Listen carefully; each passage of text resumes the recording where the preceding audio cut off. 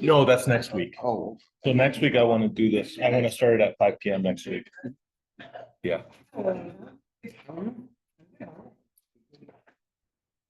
So you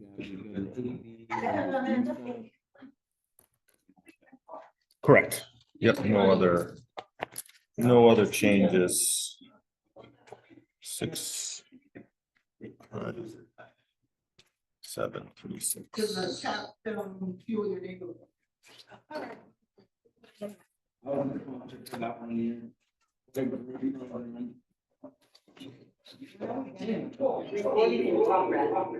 Oop.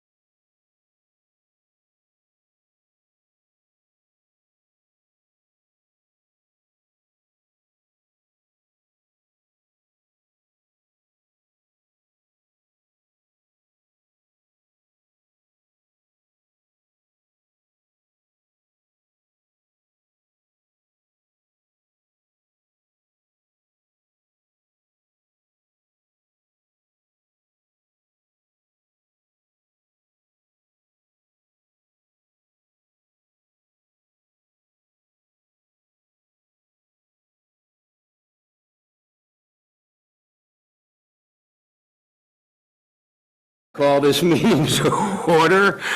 Council, it's 6 PM on Tuesday, December 10th, 2024, and I'm calling this regular meeting, the Barre City Council, to order. Second item of business is adjustments to the agenda. Mr. Manager, we have one item that I'm aware of for the Bruer Trust to fund the Capstone Fuel Your Neighbors Assistance Program. I'm going to make that 8B, Council, if there's no objection. And then, of course, B will become C and so on. Anything else, sir? No changes for me. Council, any adjustments to the agenda for anyone? Okay, then we will move on to item 3, visitors and communications. Anyone wishing to address the council regarding an item that isn't on the agenda? Representative Booton, elect Booton. Not too fast. And friends. And friends. Why don't you all come up? You just have to grab some of those blue chairs from the side if you don't mind.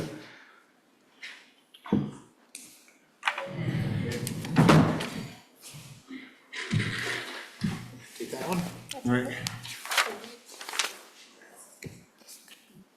You understand how the microphone works, Mr. Booton? I do. Okay. I mean, Thank you. So every year, we talk about Christmas for kids, and we're here to let the council know how much money was raised and just out the exciting news, which I will pass it over to Jason to tell the great news of how much money. So between coin drop, donor box, private donations, people that want to remain anonymous, and other donations, we're creeping up onto $20,000. Wow, nice. Well done.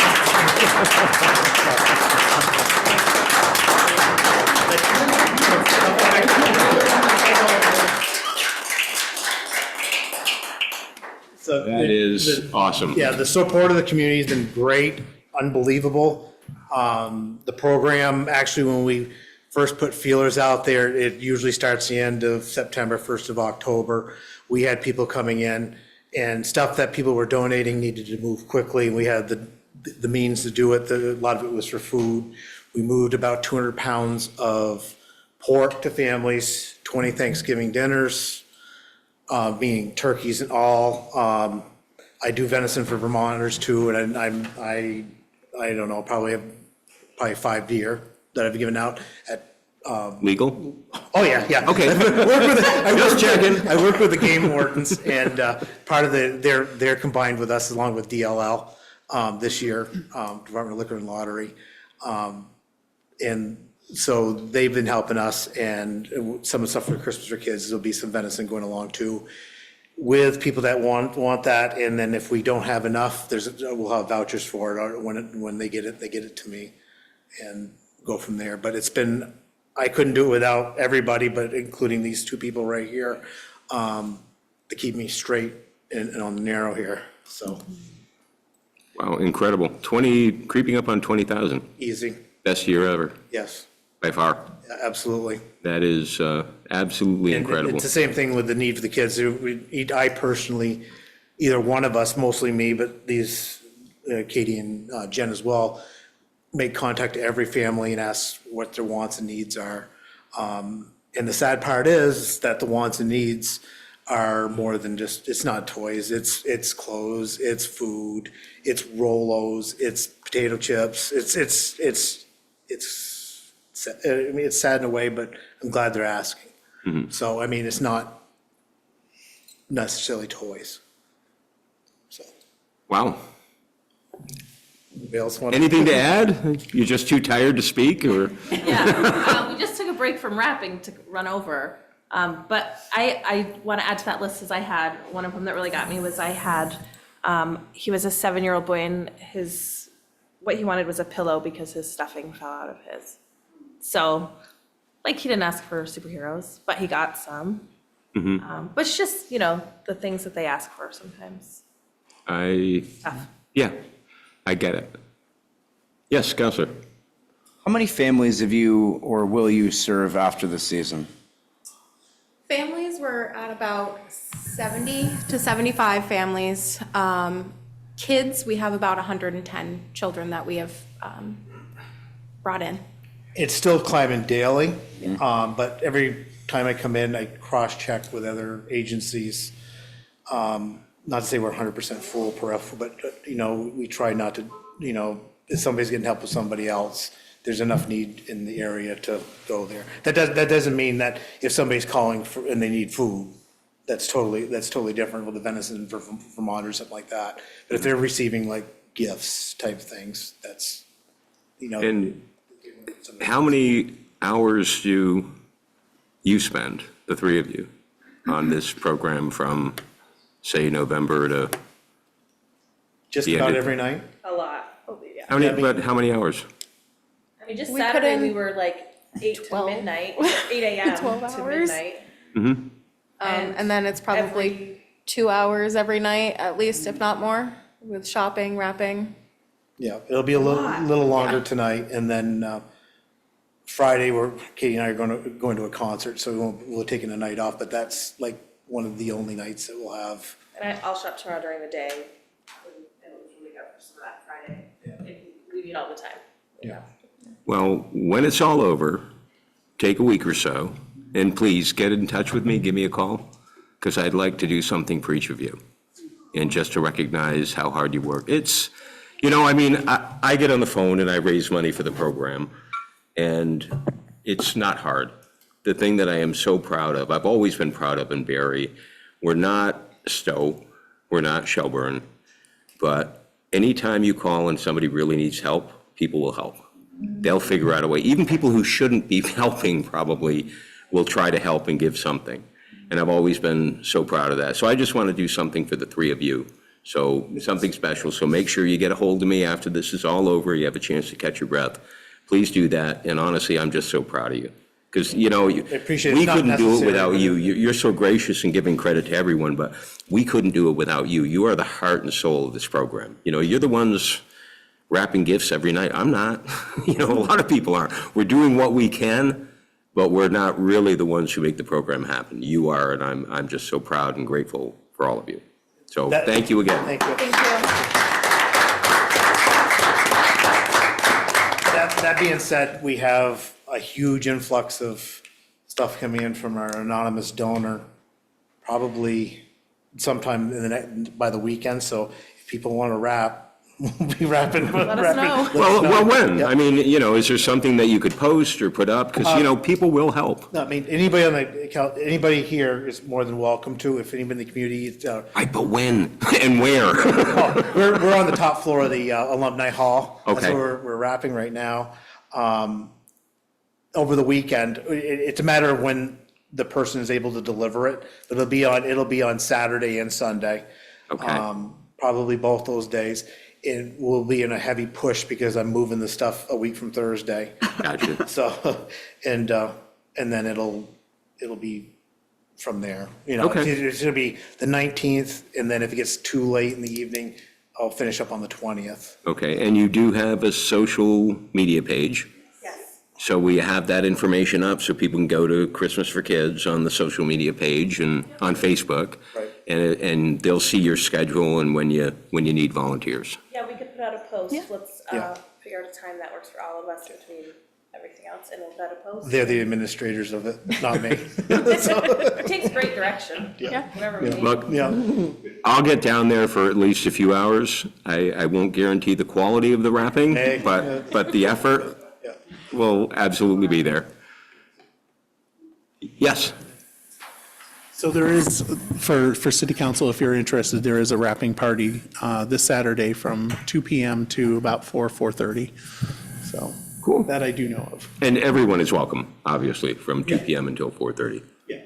I know former manager Steve McKenzie is going to be there, so. Awesome. And he's amazing rapping. Yeah. So they're, when the person comes in, they'll do more than enough, definitely, so. Fantastic. Yeah, you're leaving me speechless with the amount and the effort, and I'm just so grateful. Thank you. Thank you again. Good, thank you. What do you got, Tourette's? I think, has there been money that has come in to the city? I actually have 2 checks that I have to bring down to Cheryl or bring down to somebody tomorrow. I've 3 received- checks. I've received a check, and then the check from Officer Fleury. Okay. And it's just a pass-through. Yeah, it goes to Christmas for Kids, Barre City Juvenile Officers Association, but you don't actually have, I don't know your address, so I have them send it to Cheryl. Yeah. Yeah, that works for you? Yes. Great. Yeah, it works great. It works great. The Christmas tree, it originally had my address out at my home address for being the president of it, but I changed it to the police department just out of, so it wouldn't, my address wouldn't be on there. So that's the reason why it's that. Yeah, so Cheryl gets the checks, you put them in a pass-through account, and then she writes the check out to the program. That works for you? Works for me. So, it's worked for the last 10 years, so I hope it does. Awesome. I appreciate everyone's help, and thank you very much. Thank you. I can't thank you enough. I'm very proud of you. Thank you. Awesome. Thank you again.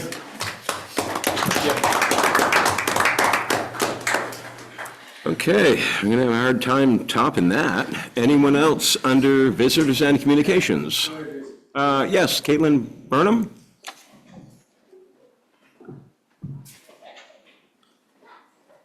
Hi. There we go. I got my audio on. There you So go. I'm going to be, my name's Caitlin Burnham. I'm Ward 3. I'm going to be a real downer after that. So a few weeks ago when Michael Booten was on speaking at City Council, you guys, City Council yourselves, were kind of backing yourselves away from full endorsement of Christmas for kids yourselves. And yet this weekend when I drove down Main Street, I saw sandwich boards that literally say Christmas for Kids, Barre City Council. So my problem with that is it's not the helping the kids thing. It's, to me, it sounds like Barre City is explicitly pushing a religious agenda, and I have a real problem with that. So I feel like you guys really need to change the name, or you guys need to remove yourself from full support of this program. Thank you. Thank you. Okay, anyone else under visitors and communications? Okay, seeing and hearing none, we'll move on to the consent agenda. Council, we've got to approve the minutes, the corrected minutes. Thank you for your email, Councilor Spalding, for the meeting of November 26, 2024. Do you have any licenses or permits? I do not. Okay. Authorize a manager to execute contracts. We have one contract for a police cruiser replacement. That information was in your packet. And approve the Snowbees Snowmobile Club landowner permission form. That information was also in your packet. Any discussion? Or is there a motion to approve? So moved. Thank you. Moved by Councilor Guston, seconded by Councilor Chambel. Is there any discussion? I have a question. Of course. Is the police cruiser replacement, that's from the capital fund? Yes. Yes, okay, that's what I thought. And are they still on the, I'm just asking this because now with less new, but still new police chief, they were on, Bombardier had them running on a 3-year replacement cycle, and I'm just curious if. Yes, we Brad actually, has we talked about skipped it. a year because of the flood, so yeah, this That's is right, on that's delay. And I would just note it was in the packet, but very, very happy that this is our second hybrid cruiser. We bought one last year, no, the year before, I'm sorry. And then this is our second one, and the reviews have been good, the machine works, and it's hybrid, which saves us some money. So very happy about bringing the fleet up to standards. Thank you. Yep.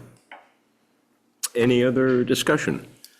Hearing none, all those in favor of the motion as presented, please signify by saying aye. Aye. And those opposed? Thank you very much. Council, we're at item 4A on the agenda. This is to approve the city warrants.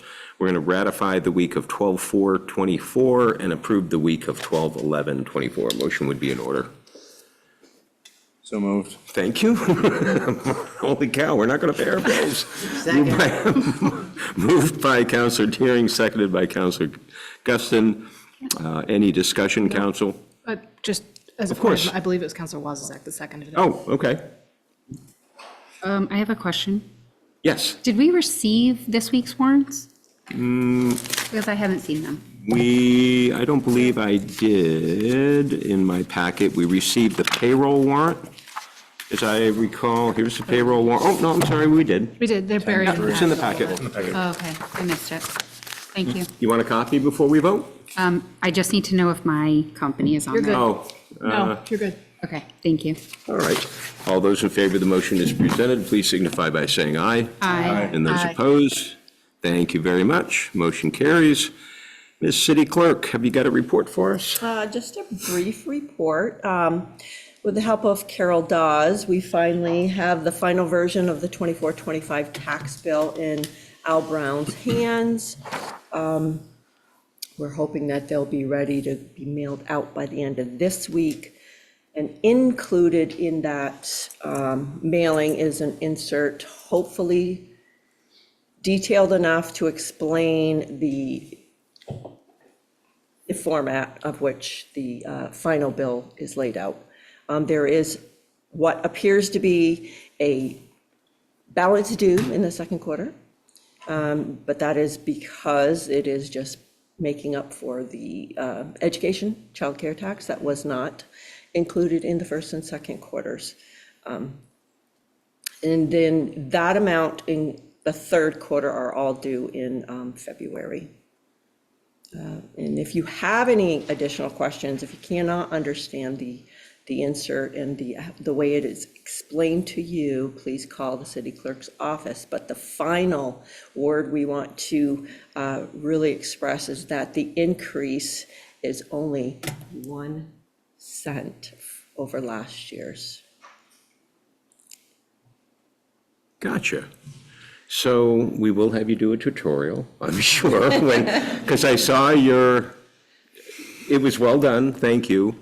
The only question I had, because it mentioned homestead, if you are a commercial property owner, will you receive a new bill? Everyone's getting a bill. Okay, Because we did not want to weed out.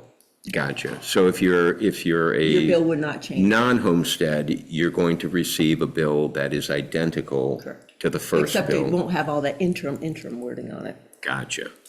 Counselor Spalding, did you have a question? I did. So you indicated that the balance due on the second payment, I'm looking at the sample. The balance due, so for someone who walks in the door to pay their third installment, Correct. they would pay the balance due on that plus the balance due for the second installment? Yes. Okay, so they have to add those two columns together, and that's their new balance due. And then on the fourth installment, it's just the balance due. So you're making up for the education, the increase, that 1 cent increase with that second column, basically? Is that, Basically, that's the making up for the first and second quarter. Okay. All wrapped up into the second. great, thank you. Awesome. Any other questions, council? Thank you very much, and I'll apologize in advance for all of the phone calls that you know you're going to receive. We will, that's okay. It's all good. It's all good. They're always pleasant. Do we have anything under liquor and cannabis? Yes, I do have. Go for it. A special events permit. It was submitted by the Netto Family Vineyards. It is for Thursday at Nelson Brothers. They're having their ladies' night shopping evening. And I believe it is from 5 to 7 p.m. Okay. Motion, please. Moved. Second. Moved by, you're on fire tonight. Motion is moved and seconded. Is there any discussion? Hearing none, all those in favor of the motion as presented, please signify by saying aye. Aye. And those opposed, thank you. Mr. Manager, have you got a report? Yes, thank you. Couple items to update the council on. Number one is an update on the emergency winter parking pilot. The pilot ban has been activated several times already with, I would say, relative success. We had 10 vehicles towed the last 2 storms. That would be on the high end of the system before we changed it. So it's not an anomaly. It's not a terrible anomaly. Still, more than a usual storm, but not outside the range of normal, from what I hear from our folks. What I would say is many of the people towed, which I guess is a sort of a positive sign, we're guests in the city of people, visiting people in the city. So just a reminder to remind people who are visiting you about these rules and where they are parked, because that seemed to be a pattern for many of the people we heard from looking for their cars in the morning. I am going to bring a change to the council next week, an ordinance change. We are going to propose that we change ordinance to say that the parking ban starts at 11 p.m. I'm not going to propose any other changes to the ban yet to make sure that it works. This is still a pilot. But in talking to Public Works and the police department, we think that 11 p.m. Is a good change, even if we go back to the old system, and it certainly will be an improvement for this current system. One thing it will do is it'll allow the plow truck drivers to get started much earlier. Right now, they tend to not start until 1:32 a.m. because that's when the ban goes into effect. If we have an 11 p.m. ban, they can start a little bit sooner. The other thing, and I talked to Councilor Wazazak about this, and I'm sure many others have gotten questions, is it's really hard to communicate the date of the ban. So right now, when we issued the last ban, it was for Tuesday, but it was really Monday overnight. So I think that just having it start on the date that it starts from a communication standpoint is worth the change as well. So that will be an action. We'll be recommending that to the council next week as a first reading for an ordinance change. And I just wanted to give you some of that rationale. It's based on our initial findings of this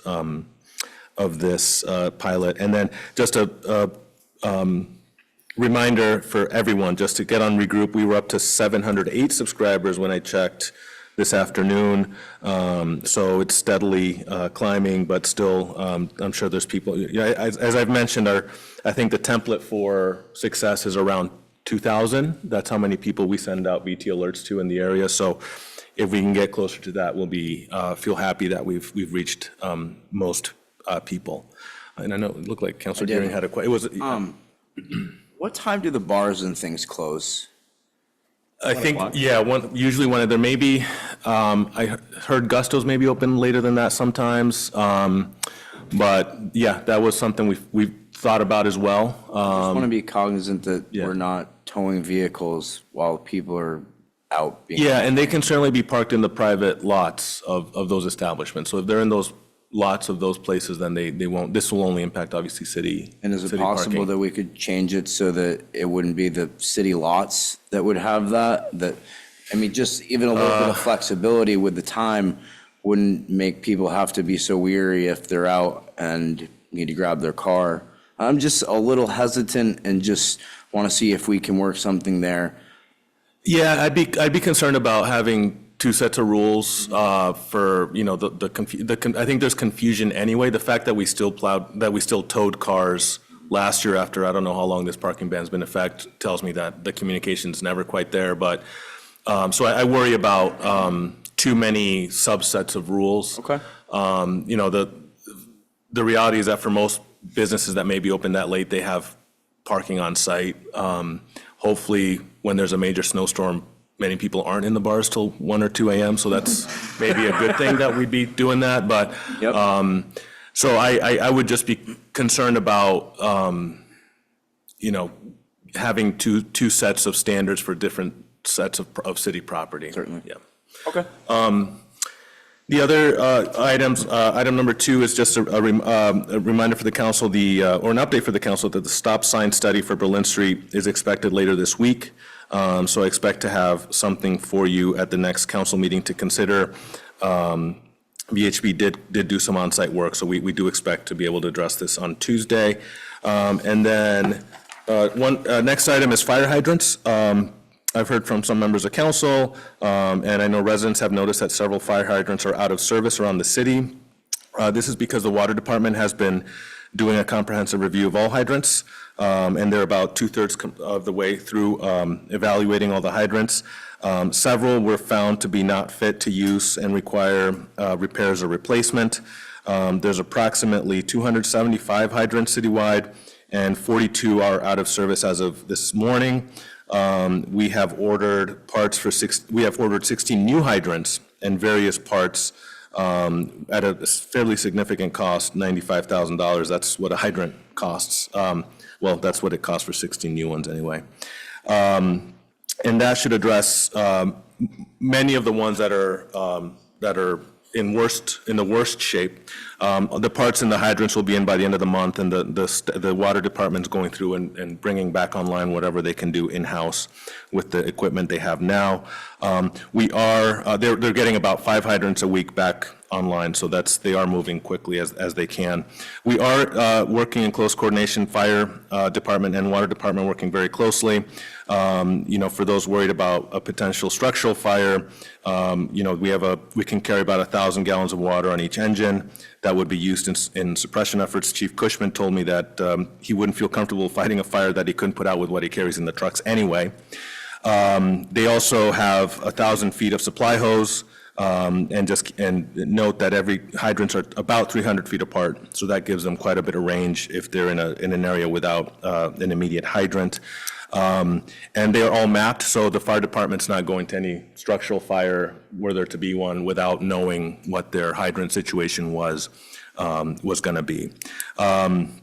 We also, this is another example of our mutual aid system. We have a tanker task force from area departments who would respond with their own tankers if we were in a situation of battling a structural fire in a place that was completely in a hydrant desert. So I know it's concerning. There's one by my house that's out as well, and I can understand why people would be concerned, but the chief isn't losing sleep, so if he's not losing sleep, then I don't think we should either.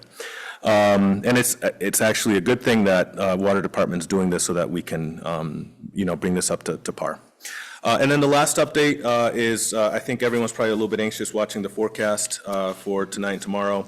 We're watching it very, very closely as well. With the rain, with the warm weather, with the snow on the ground, has the potential to create some street flooding. We're monitoring drains. We're clearing drains that are problematic. And we're actually we'll be curious to see some of our fixes might have an impact. So, for example, we don't have the ruts on Main Street. We'll like to see what that does with this amount of water. We've also fixed the drain back here behind City Hall, which flooded our building and Blanchard Block. So we may get a test to see whether those fixes are making a difference. Nothing to report quite yet. I think everyone's cautiously optimistic that it's just street flooding at this point. But again, this is a really good time to sign up for Regroup. Because we are gonna, if there is something to report, that'll be the first place that we do it from. Just encourage people there's no shortage of good reasons to sign up for it. So that is it for me. Questions, council? So, yes. If I just partially question, partially just an add, which is to say that I also, from the bottom of my heart, hope it's just street flooding. Yeah. But on the chance that people do get waters, I was talking to the Board of Barre Up today. They are sort of putting out some information for folks about what happens if your house floods, how to address that, and contact information to reach out if people need help, if something does. The ground is sort of kind of frozen, so we might get slightly different rainwater effects. So hopefully none of that has to come into play, but they're going to be sharing that information out through their channels. So please, for folks to take a look there if you think you might need help. So the hydrant situation, I mean, you and I spoke briefly about it, and thank you for the update. Very appreciated. Just because a hydrant, and my understanding is just because a hydrant has a bag on it, it does not mean it's necessarily out of service and unusable in the event of a structure fire. Is that correct? It depends, yeah. So some of them are in worse shape than others. Right. So it's if you're a resident, you wouldn't be able to tell by looking at it whether that one is safe to use or not. The fire department knows because they're mapping them. So some of them, it's quite a scale of what's been identified with them. Some of them it's small hardware. Some of them it's all the way to a whole new hydrant. So so they're all bagged right now if they need some sort of fix. And again, you can't distinguish it by looking at it, but our guys know Right. if they're responding. Yeah, that's the point I wanted you to make, is that just because of the bag on it doesn't necessarily mean it's entirely out of service. And just as a point of curiosity, how does one replace a hydrant? I mean, how do you shut off the water to the hydrant? Replace the hydrant? I do not know, but I can get an answer. I'm just curious, because I know how the hydrants work. The valve is actually well below. It is, yeah. Well below ground level. Hydrants have individual shut-offs. They have individual shut-offs? Thank you, Mr. Wizard. There's a valve between the hydrant and. The hydrant wizard. Oh, okay. Fantastic. Thank you. Sounds right to me. And I did get the opportunity to attend a emergency management briefing this morning. We really don't see action levels, any of the river levels approaching action levels here in central Vermont. I mean, they're looking a little bit in the southern part of the state, looking a little bit in the Mad River Valley, but we don't even see, river levels approaching action levels. So knock on wood, hopefully that it stays that way. Any other questions for the manager, council? Okay, then we'll move on to 8A, new business, our volunteer appointments. Mr. Mutino, am I pronouncing your name correctly? Have it correct in Anglophone, Mutino. Yes. Fantastic. Come right up, please.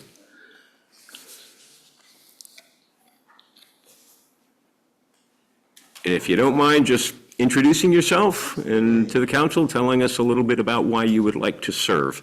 I want to serve on this committee for a myriad of reasons. As my 7th grade social studies teacher in New York would be proud of my vocab, a plethora. So I am a clinical social worker. I successfully moved to Barre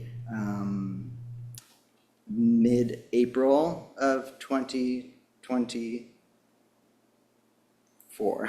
It's been a long day. I'm cognitively sound, I promise.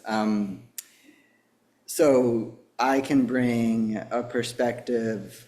My degree first is from Sterling College in Craftsbury, Vermont, where I fell in love with Vermont. I attended there from 2010 to 2011.5. I walked with the class of 2012, and I had been living in California seeking intentional community, and I came back to speak at my graduation, and it was a May day, and it was sunny, and I got a sunburn, and I got back to California, and I just, my heart dropped, and I was like, I'm in love with Vermont. Sorry, California crew. Thank you for taking me on as an apprentice. I used to be a sheep farmer, hence my nickname POA, Gramineae or Poaceae, Latin for the grass family, and there's some genuses POA here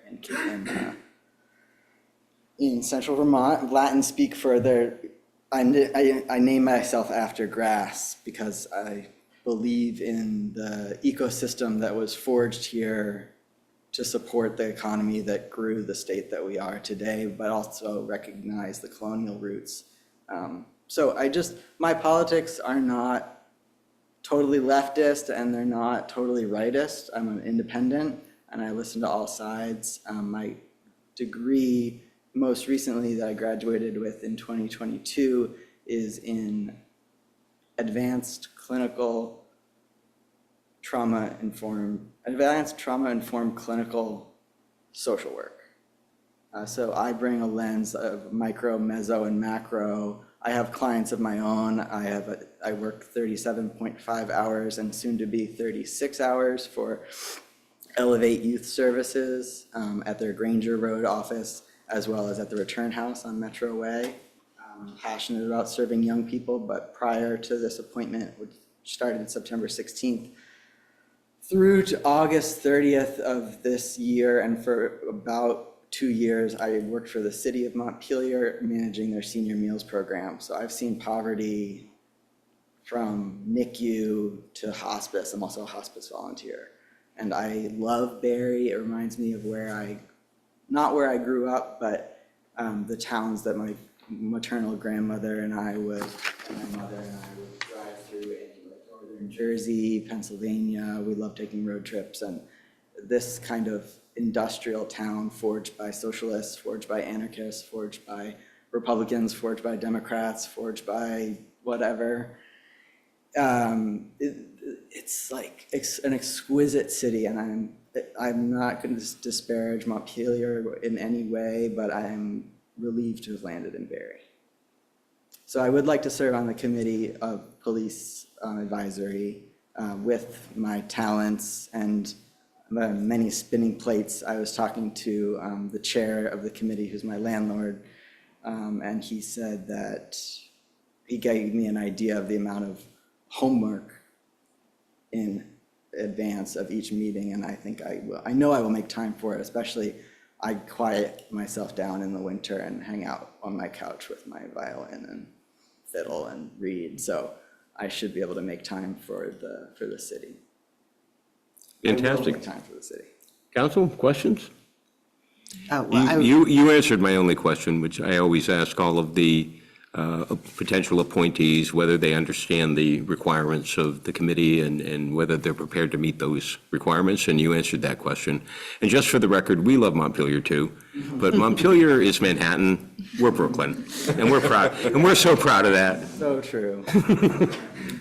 Councilor Wozniak. Oh, I would just add, so like, I'm glad you talked to Bob, and I'm sure he gave you the background of like all the policies we've been working through over the past few years, and I think there's like 7 or 8 of them on the agenda for this week's meeting. So I just really appreciate you naming that. And I don't know, we have worked with a mental health counselor in the past, and we have like a community outreach person at the PD as well.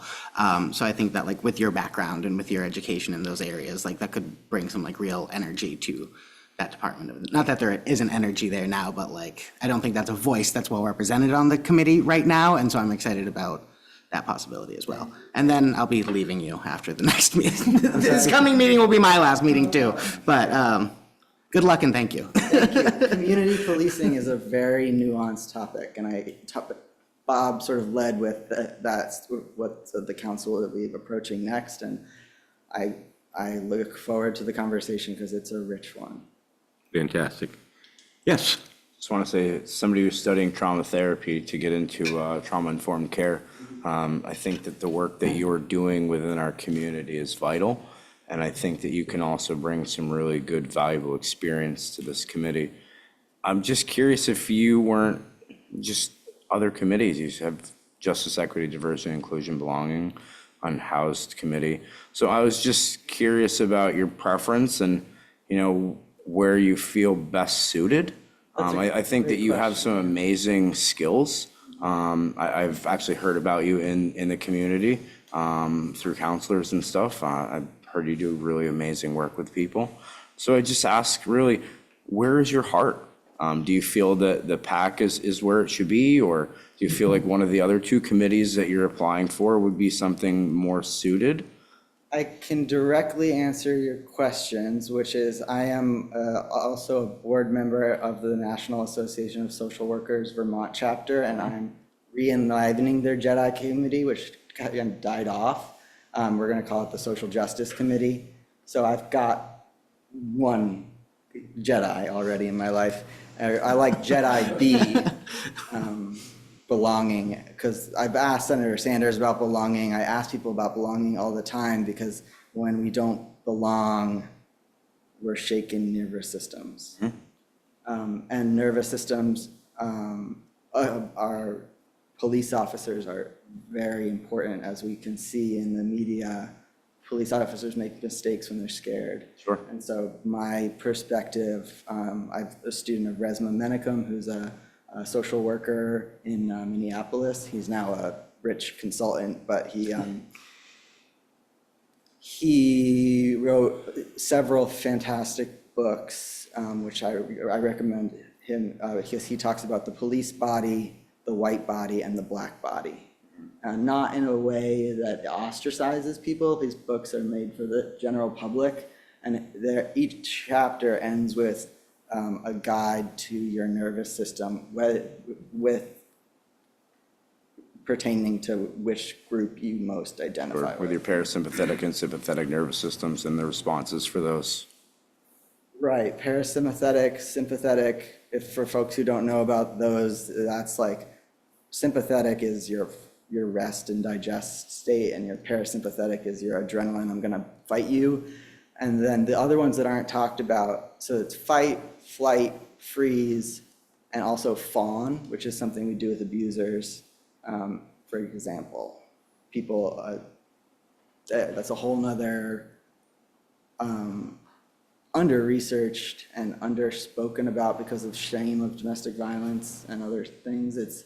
We don't talk about the fawn response and the way that it's gendered and everything, but yeah, my heart absolutely is in this committee because I greatly respect Bob. He's a fantastic landlord. I've heard him being spoken of as like the greatest community member in Barre. So, and he's proven that as my landlord. Okay. Thank you. You're welcome. I appreciate you. Yeah, thank you. I appreciate you too. Any other questions, council? Then a motion to approve would be in order. So moved. Second. Moved by, I don't, take your pick. They're enthusiastic, I guess, which is a good thing. All those in favor of the motion as presented, please signify by saying aye. Aye. And those opposed, thank you very much. Welcome aboard. Thank you very much. Thank Can you. I start tomorrow night? I'm sorry? Yeah. All right. Yeah. You're good to go. Jump right in. There's no like secret handshake or anything, sorry. There is a secret handshake. I'll teach it to you tomorrow. But thank you, everyone. I really appreciate meeting such a fantastic. Pleasure to meet you. Thank you. Thank you. Mr. Mulligan, how are you, sir? Come right up.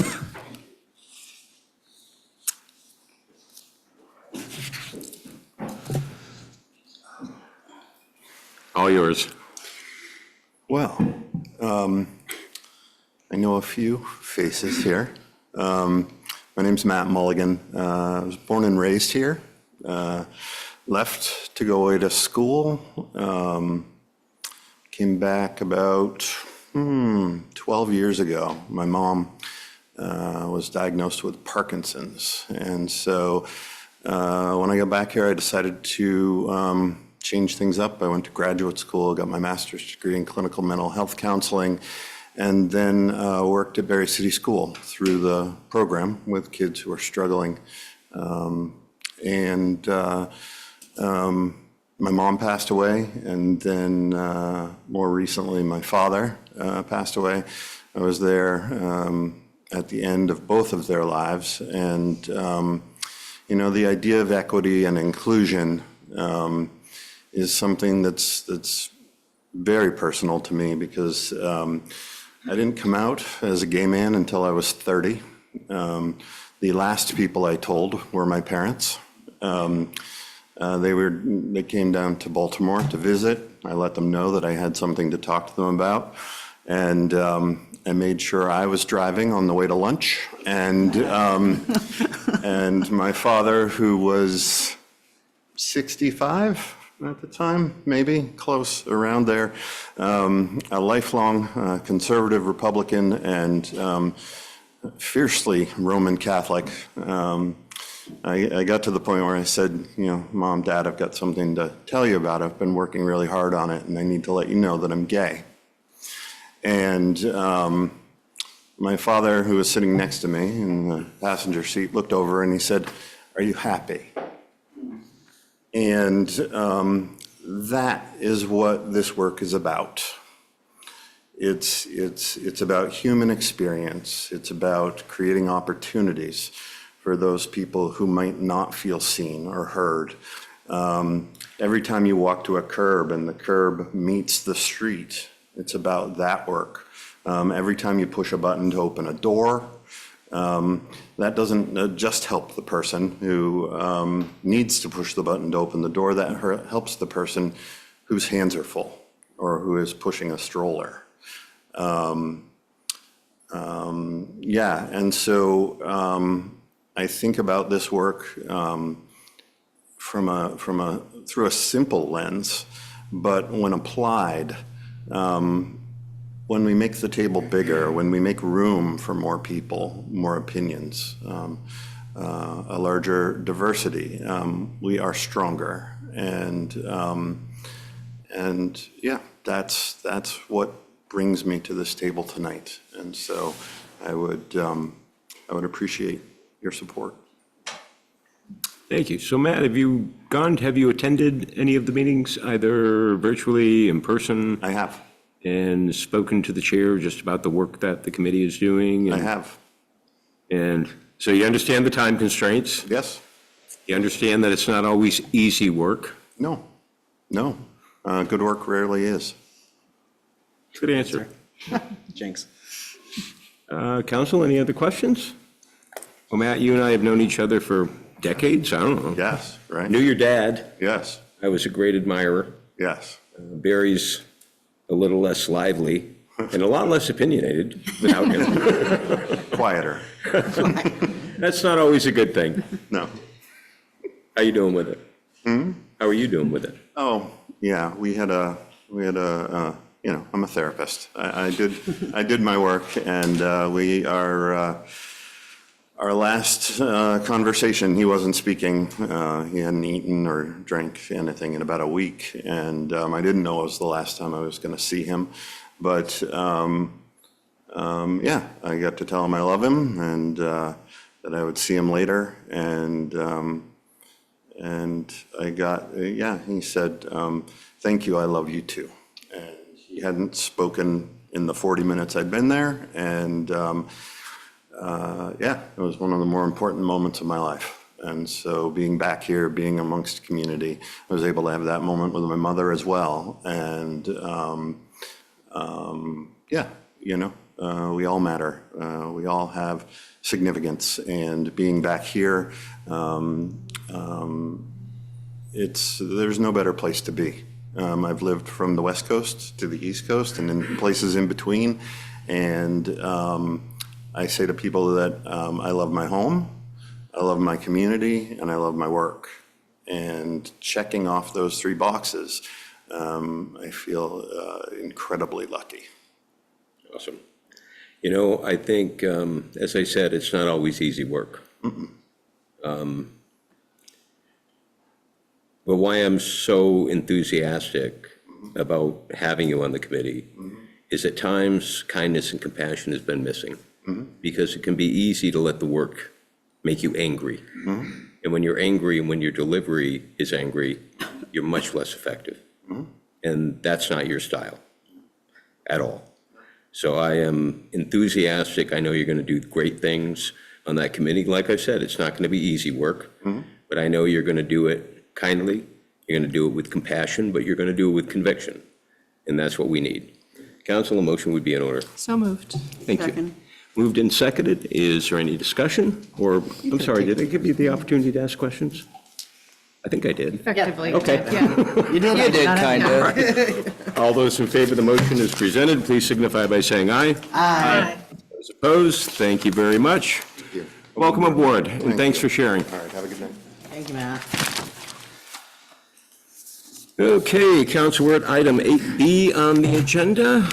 Ms. Dawes, how are you?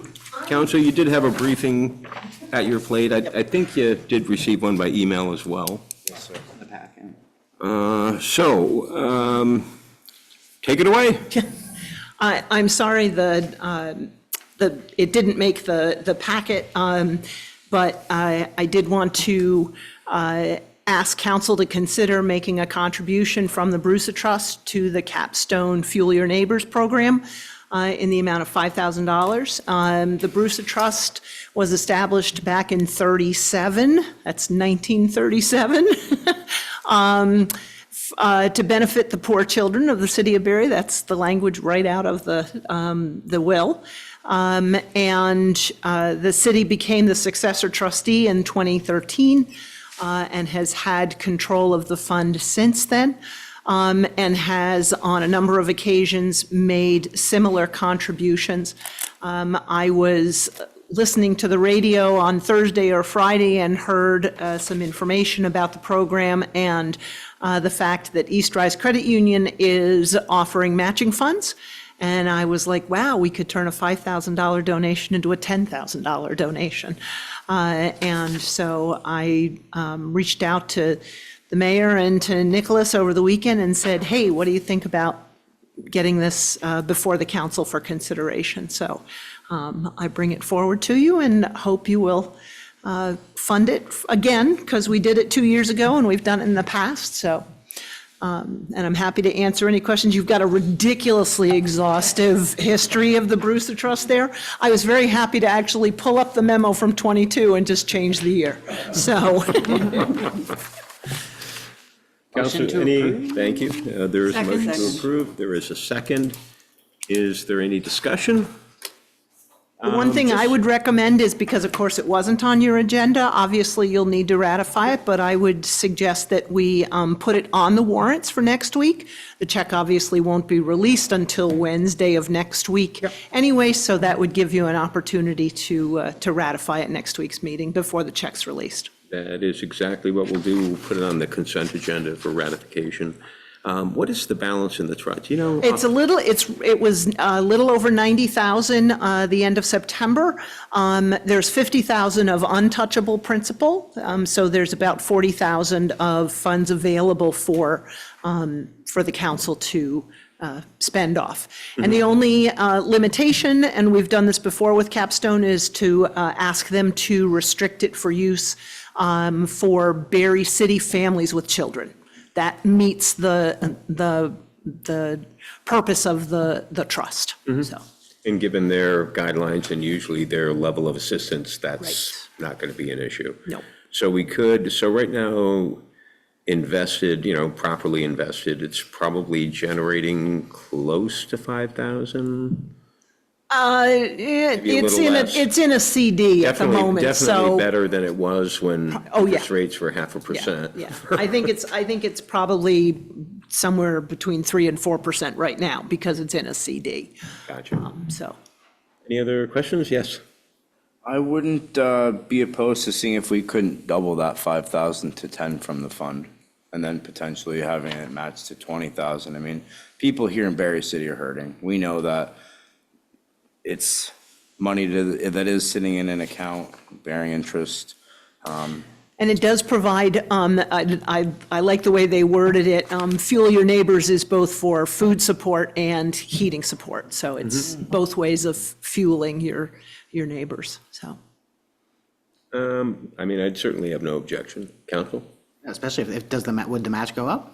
Yes. Oh, great. Yeah, it's 1 for 1. Is it 1 for 1 up to a certain amount? Up to 335,000, and at the moment they're at just 100. 325,000. So would you like to withdraw and then restate your motion for the record? Sure, motion to allocate $10,000 from the Bruce Trust to the Capstone Fuel Your Neighbors Assistance Program. And a second to that motion, Second, please? Okay, motion is seconded. Any discussion? Hearing none, all those in favor of the motion as presented, please signify by saying aye. Aye. Opposed? Thank you very much, everyone. Thank you. Sorry, I did have a question, a history nerd question. Do you know what the original amount that the Brewster Trust had left after his wife died? 50. 50? Yeah, it was always 50. Yeah. So, and so I'll work with Cheryl to get the check request in and get it processed for next week. Perfect, and we'll have it on the agenda for ratification. Scoot it on down there and get it matched. Fantastic. Thank you, Carol. Thank you. Thank you. Appreciate you thinking of that. Okay, council, we're at item 8C on the agenda. This is to authorize $60,000 from Special Projects Fund to support the Prospect Heights due diligence. Mr. McKenzie and friends, how are you?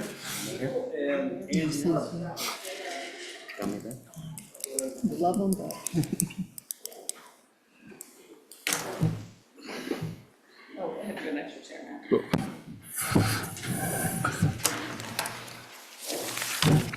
Good evening.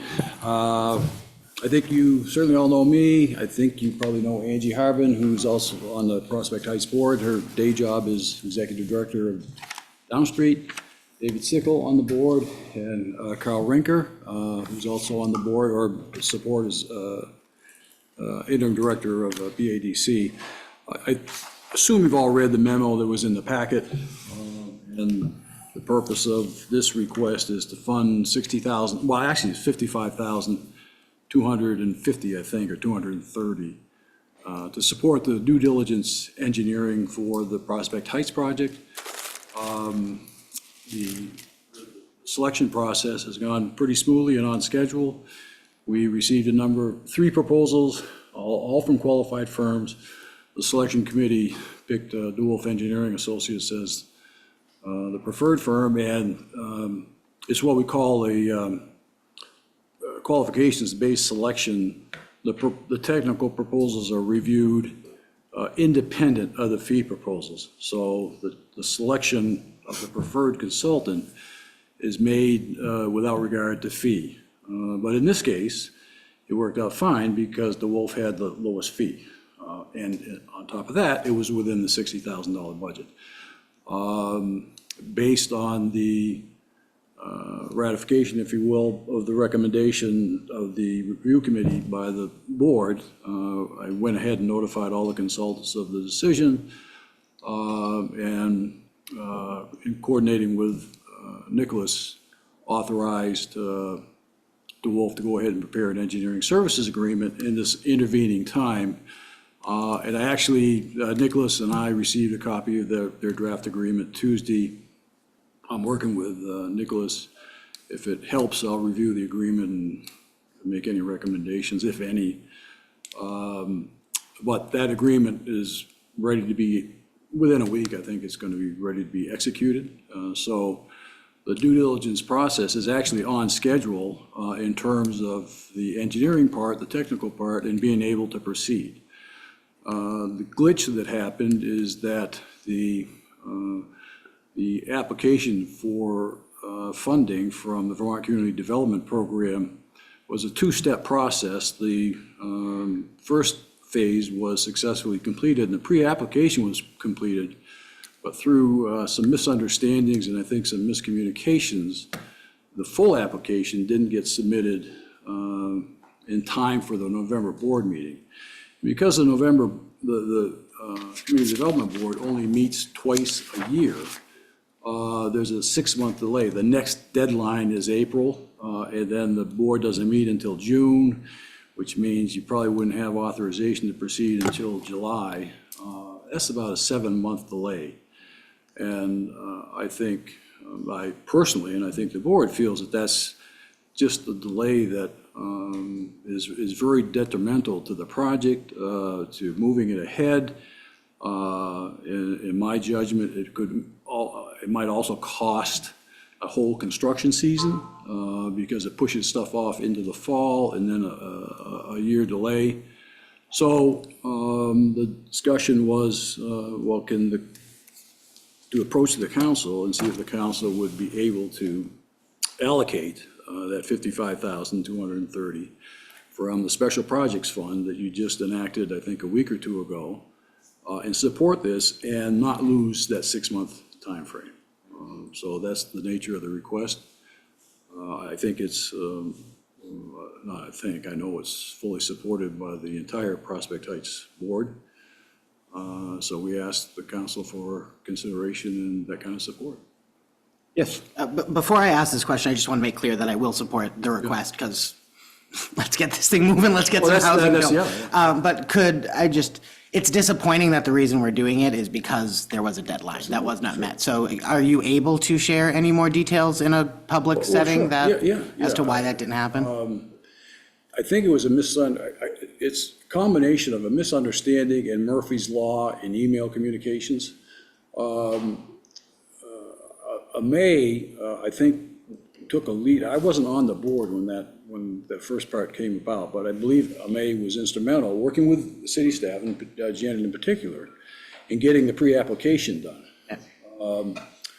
What May, based on my review of the communications and so on, what I don't think May realized is that there was the second part, and I think Janet was expecting May was going to prepare it, and I think May was expecting Janet was going to prepare it, which in and of itself wouldn't have been all that bad, except that on the communications from Nathan Cleveland back to the city, in this case BADC, Janet was left off the emails. And so the succeeding string of emails never copied Janet, so she never knew. So she just assumed. And by the time she found out, there were, and opened the portal, Janet was the one that has to open the portal to the year system. By the time she found out, it was 2 days before the submission deadline, and I looked at what's required for that application. My guess is it's probably 2 to 4 weeks of work. So misunderstanding and Murphy's Law. Yeah, no, and not trying to throw anyone under the bus, but before we as straightforward as give y'all 55,000, I figured I'd find out why. Any, yes? I think she's pointing at me, sorry. So I would just, in fact, more or less exactly echo Councilor Wozniak saying, deeply disappointing that, like, this is the situation that we're in, but am supportive of the request. So I guess my follow-up question to that would be like, has the Prospect Heights Board taken steps to make sure that things like this aren't missed in the future? Well, I mean, nobody can make guarantees, but, I mean, and nobody's more disappointed than the BADC board. It was an unfortunate set of circumstances, likely not to happen again. And don't let that overshadow the good work that BADC has done for the community. I mean, the $500,000 in relief fund, getting the Prospect Heights project to where it is. It's an unfortunate glitch, but frankly, those happen everywhere. Yes. So because I'm fairly new to this council and the project, my question is, because it is this intersection of the Prospect Heights Board, BADC, and the city of Barre, can you just explain to me who's responsible for what so that I can understand that better? Because I think that's where some of this, if Janet is the one that has to go into the portal, then her name should be the first one on the list, in my opinion. So I just want to understand who is responsible for what, so we can make sure that we, as a city, are doing what we need to do. I'm not sure that I can tell you. Touch this one? Oh, okay, go Just, I ahead. just want to, because I understand the VCDP process probably better than Yeah, most of this group. It's a Take it away, take it away. The Down Street uses quite frequently, and it is convoluted. But no matter, any VCDP application has to be initiated by a municipality, but very often it is a nonprofit, such as the board here, who is doing the work and kind of getting those things together. And if you haven't done it over and over and again, or you haven't done it recently, it can be really, really easy just to miss who goes where. So I think that's something that this is not a one-time experience where VCDP, when they respond to an email, don't include the municipality on it. Like it's just murky. So I don't think there's anything unusual in the way that this happened. Would you like to step back though and just kind of get the? Yeah, I'm not suggesting it's unusual. I'm just trying to understand how all these three things fit together and who's responsible for what, because it feels to me like we are a primary driver in the sense that we are the ones that, when you're reading this, the municipality has stepped in because it's in our best interest to do that. And at the same time, we're relying on other people to basically walk us through the whole thing. And that's typical for a VCDP application. Okay. The municipality is the one who actually applies, and it is the nonprofit or the other entity who does all of the work and drives it. Okay. I think a point to make here, and I think Nicholas would echo this, because I've heard him say it before. I mean, Nicholas, I think, both appreciates and, I don't know if I want to say relies on, but understands the value of partnerships and dealing with a lot of this grant work. And that's a resource that BADC and AME, in this case, on this particular grant, brought to us. So the idea is, I think in part, it's a partnership approach to helping extend the resources of the city and advancing different projects and different grants. Yes. And I would just mention that I sit on the Prospect Heights Board, so just for I think you were aware, but just for disclosure, that we are, we work very closely with the board. This really the main place where it got started was on the option agreement that exists for the land, and so the city does have a representation when these issues are discussed. Councilor Stockwell? Thank you. I read the DeWolf proposal and I just had a concern. It says it's going to do a cost estimate that's based upon the 1990 plans. And it seems to me that would significantly underestimate the actual cost of the infrastructure this project is going to cost. So have you considered that? Well, I think what they mean is that the due diligence phase does not include any new design or whatever. It's assessing the design as exists and its capability to support the number of housing units that are in that existing plan, or determine whether fewer housing units, or maybe even more, but more, the same number or less. But they're gonna do the cost estimate based on the infrastructure that has been, that is part of that design. It's basically updating the cost of construction to today's current cost, using today's pricing and so on. But I think also looking to see if there's additional things that have to be done. So for example, drainage regulations are much different Stormwater. than they were then. So we all know that's- That kind of thing has to be updated to determine the feasibility. So could you just help me understand, though, if they're going to do a cost estimate for infrastructure that's based upon a 1990 plan, you know that that's not going to be accurate for what infrastructure would cost. And that's just a thing that seems like a good move. Well, They're not going to just look at the prices that were there in 1990.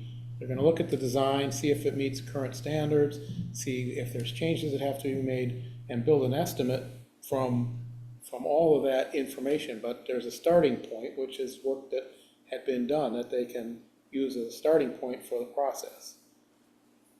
I think that's the way it's meant to be. It's not. Well, I was particularly looking at 1.3 in the proposal, where it's talking about cost estimating. Well, I don't have the proposal in front of me, so I don't know the text that you're referring to, Sam. Okay. What does 1.3 say? Maybe you could read it. I don't have it right in front of me. I'd have to bring it up. Hold on, I can do that.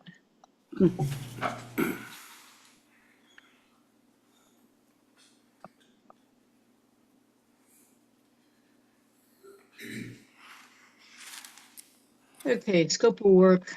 Here we go. Design review, that seems clear. Municipal infrastructure impacts assessment and cost estimating. So they'll provide an engineer's opinion of probable cost, probable construction cost. Oops. This cost will include the roadways and directly related construction cost.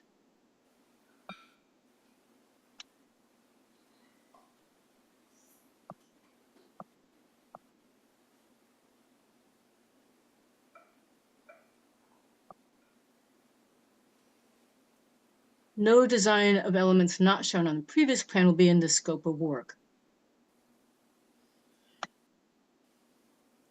Can you repeat that, Sam? Yes. Just that last phrase, Sure. Design of roadway or lot grading is not included in the scope of work. That's understandable. We note that several areas of ledge outcroppings are shown on previous design plans. We will not be able to estimate ledge removal for the project without geotechnical borings on the site. So they'll include something. But no design of elements not shown on the previous plans is included in the scope of work. So the estimate, the cost estimate, which I think is a really critical point for the city and for the citizens who are, their tax dollars will be going to do this. It doesn't sound to me like the cost estimates are going to reflect what would be required to be for infrastructure now. Storm drains and water, all those things that have really changed since 1990. So am I reading this wrong, or is that the plan? Well, Council, let me take a stab at that. Let's say, for example, that the zoning rules in Barre City have changed from having a sidewalk on one side of the street versus two sidewalks, one on each side of the street.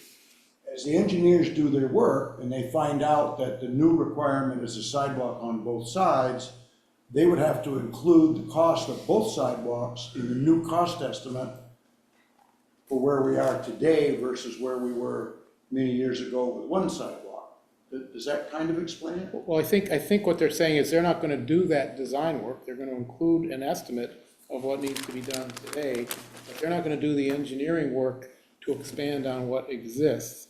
That would be the next step if it's feasible, is to hire an engineering firm to do all that design work up to current code and standards. Yeah, the next phase, if the due diligence study indicates that the project is feasible, within the range of the funding that's anticipated, then the next step is to get into the detailed design, the detailed development of updated, or maybe new for that matter, construction documents, construction drawings, plans, specifications, bid documents. The cost of that work will probably be $150,000 to $200,000. It's a level of effort that's well beyond the due diligence phase. And that's where another updated cost estimate will be done. And you know, I was in the consulting business for 37 years, and no matter how hard and how hard you work to prepare accurate cost estimates, the only number that ever mattered was the low bid the day you bid the project. And you try to include what I call prudent conservatism in preparing your cost estimates, so you make some allowance for unforeseen things, the change in the bid market from one season to another. But it's a phased approach to get to construction, to get to bidding, and then to hopefully move forward with the project. Yes. Councilor Guston. Can I and just then Councilor Deering. clarify two different things I heard just now? David, you had suggested, Carl, you had suggested that they would be looking at updates that were necessary between the 1990 plans and today. But David, you had said that they would not be doing any of the engineering for that. So, as based on your understanding of it, so how can they cost estimate things that they haven't actually planned? Well, any What of they're these saying is that- proposals are going to do the same thing. They're not going to do the engineering work that's the next phase. They're going to say, you need to improve drainage to current standards, and based on our experience as engineers who have designed these things and all, here's an estimate of what that's going to cost. So they would be doing sort of a best faith estimate Do their instead of a best precise estimate. number It's not to this gonna be project. as precise as having the engineering plans completed and then pricing it. It's going to be based on what needs to be done. For instance, if you take Carl's example, that if they find out through zoning or whatever that they need sidewalks on both sides of the road, for instance, but there's only one there now, they'll figure out the length of the additional sidewalk, and they'll use unit pricing to estimate what the cost of that additional sidewalk would be. They're just not going to design it. They don't need to design it to estimate the cost and get a updated order of magnitude of cost of the entire project. Thank you. Councilor Deering. I was just going to point out in section 1.3, it says this will include quality takeoffs of the items shown in the plan in order of magnitude estimates for any items found to be necessary to meet current design or regulatory requirements. Yeah, that's. To me, what that says is that they're going to look at it, and if it's not up to par, they're going to make it up to par and then give us that estimate. Is That's that the correct? whole- That's the whole purpose of the feasibility study. Right, that was my Due understanding diligence reading study. through it. Okay, thank you. Councilor Wassenzeck. Motion to authorize $60,000 from special projects funds to support Prospects Heights due diligence PHDI. Second that. So it's moved and seconded. My understanding is that the cost is 55, not to split hairs, Yeah, but the 50. cost is 55,000. Authorize up to. Up to $60,000, but the actual cost currently is $55,260. Okay. Any other discussion or questions, council? Yes. I support the project. I support spending the money. However, I'm very concerned, as I have stated before, that the special project fund is a fund that is going to very quickly be depleted when we miss deadlines, when we need to replace things that we should already be saving money for. And I know I'm going to sound like a broken record because every time we vote on this and we should have budgeted for it or applied for a grant, it's taking money away from other things that we could be doing. So just be prepared because I'm going to say this every single time. No, those are all good points. So we know we need housing. We know we should have started 3 years ago. I think everyone, doesn't matter where you are, Montpelier, Berlin, everyone shares that sentiment. Angie, we were having a conversation recently about cost and how horrifying it is and how we can possibly bend that curve. What I do know and why I'm going to support this is this. You can't skip this step. So we can't say, well, we just won't do it. What will happen if we don't fund this and if we don't fund it now, there will be additional grant opportunities. The interesting thing is that because our grants are so convoluted, we actually don't know if we will receive reimbursement for these costs at a later date because they are engineering. But we do know that we need to get going now. If council opts not to do this, what it will do is delay the project by at least 7 months, possibly a year. At an estimated $6 million construction cost, at a 4% rate of inflation, that's $240,000. It's going to cost us 4 times more than this appropriation. It's unfortunate what happened, but, we're early in the game, and we've got to look at the positives. And the positive is, we have 50% of the construction costs in hand. Angie, if you had 50% of a project cost in hand, is there anything you wouldn't do?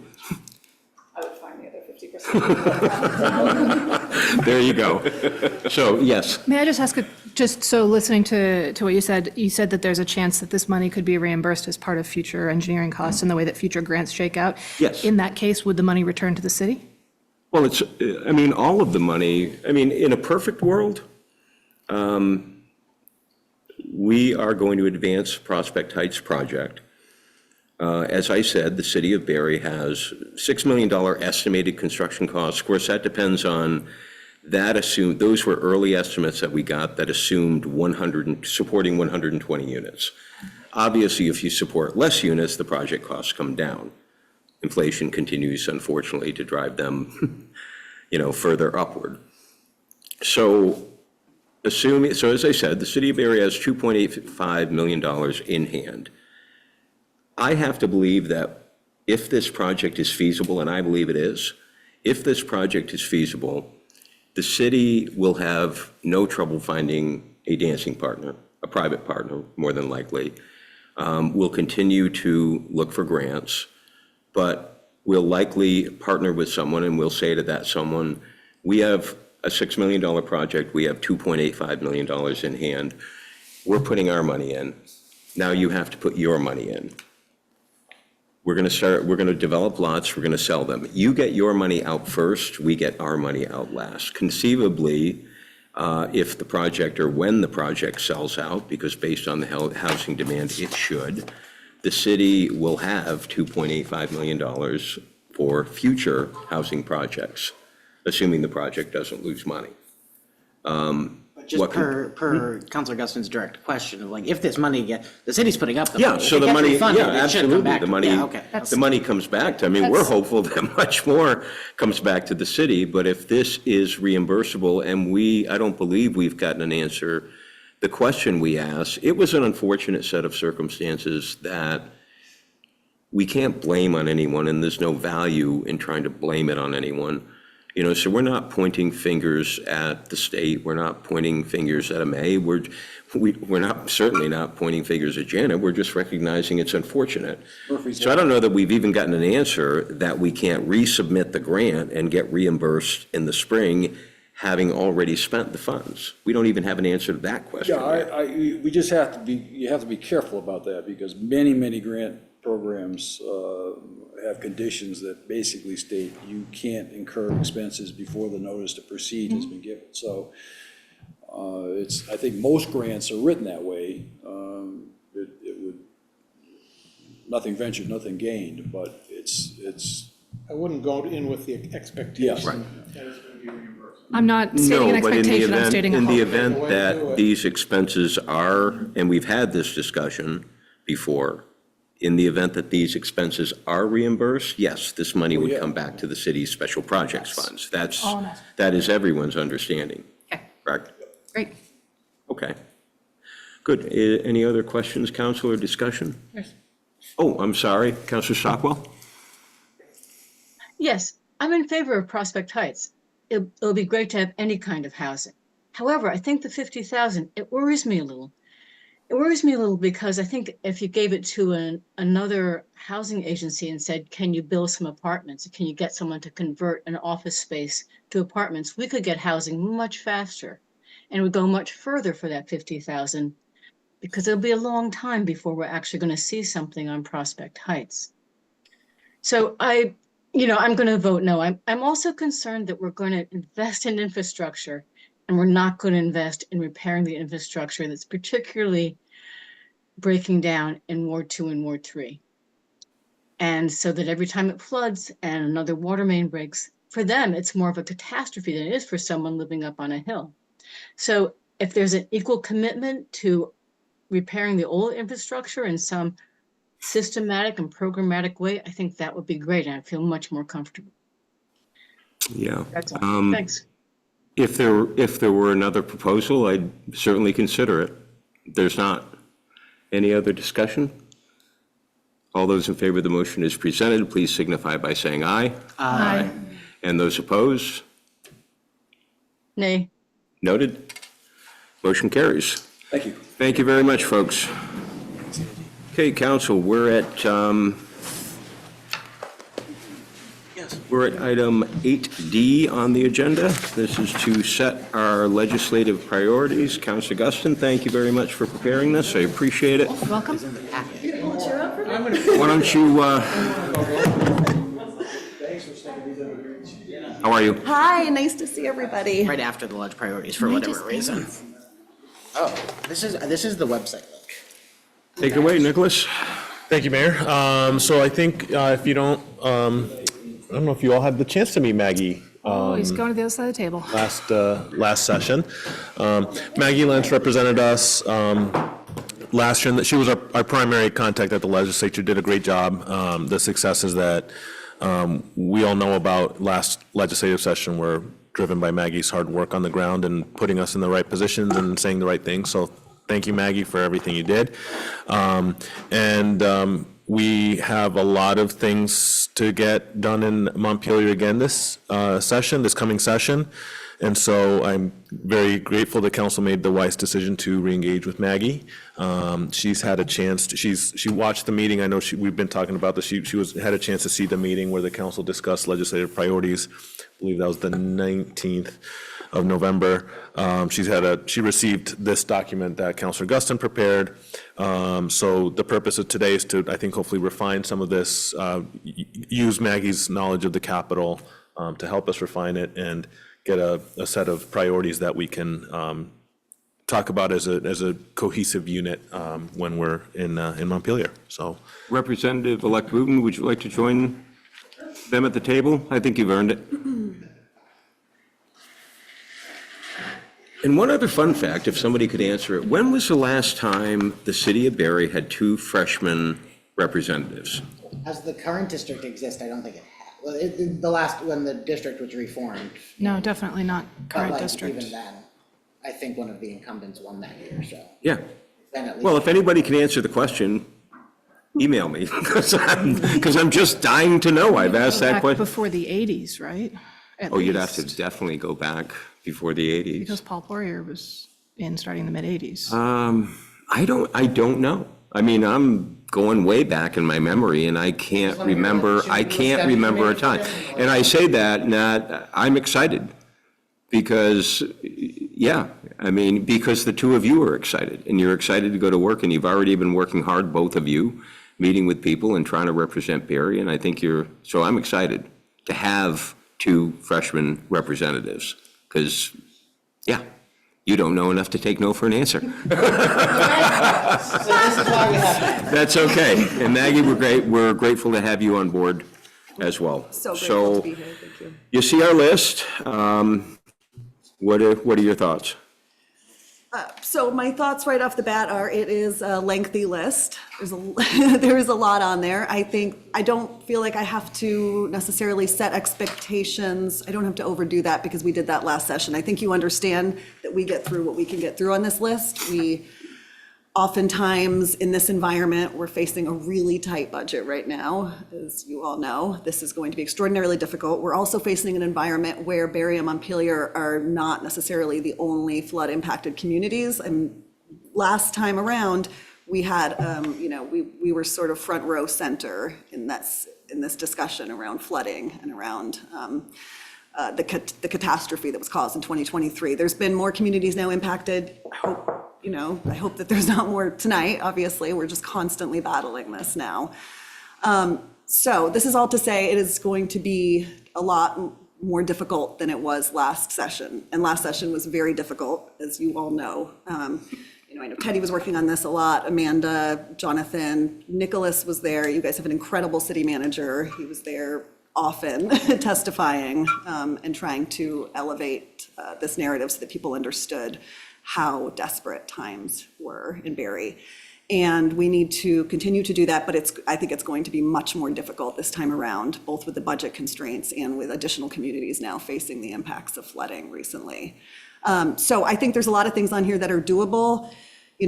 Education fund obviously is not looking great. Transportation general, that there's a surplus. I think that there's ways to work in a lot of these priorities to, existing revenue surpluses and existing opportunities that are in the State House rather than creating our own. I think there's certainly an opportunity to expand TIF. I mean, the housing thing, Barre will not be going that alone.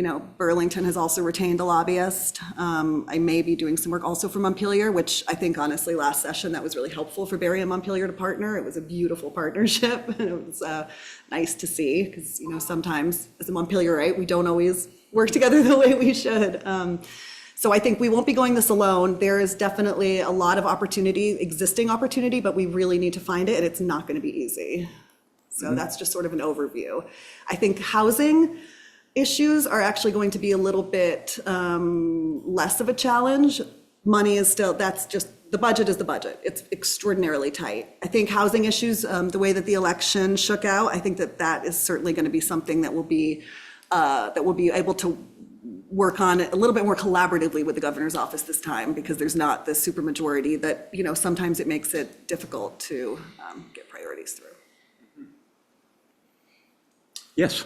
I would just state at the outset, I prepared this document based on every single thing Yeah. that was suggested on the 19th. I hope everyone up here would say our goal is to narrow this down tonight. And to that end, I would, two things. First, I would love to see us get down to maybe 5 things on here. And my sort of lens for looking at what priorities should be extra prioritized would be what benefits the city the most. There are things on here that I personally find interesting, but would like to look through a lens of the city itself. And for me, the number one thing has got to be the operational support for the budget to smooth out those multi-year effects. We've talked about this. This was one of the city manager's top recommendations. So that, for me, is probably my top priority amongst the list. May I make just a suggestion on this process? I think what we wound up doing last time around, correct me if I'm wrong, but I think we had this discussion last year. We were trying to figure out what to take off, how to prioritize. And I think what's just important to remind you is this list is going to be in my brain, this entire list. Even if you take things off, I'm going to remember what you're looking for. So I don't think we need to take anything off so much as we need to just prioritize. And I think the list should be the list. If there's an opportunity to get any of this stuff done, I'm going to find it and I'm going to do it. So what are you thinking, council? I mean, for me, I'm hoping that there are some sort of state funds for mitigation projects, even if they're matching funds, even if the state says to communities, look, we'll help those who help themselves. So if you want to put 200,000 into a mitigation project, we'll put 200,000 into a mitigation project. So as I look at our challenges, and there's plenty, housing certainly is one of them. That's high on my list of priorities, but having spoken to other mayors around Vermont and the Mayor's Coalition, we're all going to be beating that same drum. Mm-hmm. So that, I don't look at that one as, Barre City is, with a lot of these, I don't think Barre City is going to be going it alone. We know we need, operating funds, recovery funds related to funding are going to be hard because, I've had this conversation with Representative Booton and Wazzaq, you know, the 24 flooding as far as the city of Barre goes was anecdotally about 25% of the property damage. I understand there were properties that were more significantly damaged. I'm not trying to minimize anyone's suffering. I'm just saying, looking at the city as a whole, the damage was about 25%. Unfortunately for our neighbors in Plainfield, they can't say that at all. So we don't, personally, I don't see a lot of flood recovery funds coming our way, practically speaking. But that would be okay if we could do better on mitigation and housing, which are our two biggest challenges going forward. Yes. Well, and then on the flooding, just to be clear, I mean, I think there's opportunity that isn't just recuperating losses, but like the factors, like transportation, fleets, like things that are really incredibly important, but we didn't get last time around. And you know, one thing also I just kind of forgot to bring up, as challenging as this environment is, I think we can't forget that we are lucky to live in the county that we do right now, because we will likely have, you know, Andy Perchlik is the chair of appropriations, Ann Cummings, chair of finance, likely Ann Watson, chair of Senate Natural. So I think we shouldn't forget that we have really, you know, important people. Where did the governor grow up? What's that? Where did the governor grow up? Is this trivia? Yeah. I thought Barry? He lives in Berlin now, and I would just add to something Maggie said. We used to race go-karts on Onward Street. All right. Yeah. Apologies. So we got that going for us too. Well, we had that going for, we had a supermajority and the governor going for us last year, and it was still really hard. And those funds are just as vital now as they were. We will still be looking at not being able to plow the streets if we do not get operational funding. We will still be cutting cemetery staff and seasonal staff if we do not get operational funding. So I wholeheartedly agree with that being a top priority. And to grow on, while yes, there are more flood impacted communities, so there's gonna be more folks, you know, going after whatever pot is set up in the legislature, there are more legislators that are going to be talking about flood relief this year than there were last year. So while, you know, it's a much different environment and there's going to be more competition for specifically flood-related dollars, there's going to be more appetite for flood-related dollars as well. So I just wanted us to keep that in mind too as we're navigating the process. Good point. Yes. The thing that I think is, that rises to one of the top spots, if you will, for me is regionalization, because I think if we can focus on regionalization, we can pull down more federal money, and that in turn will help the whole entire state.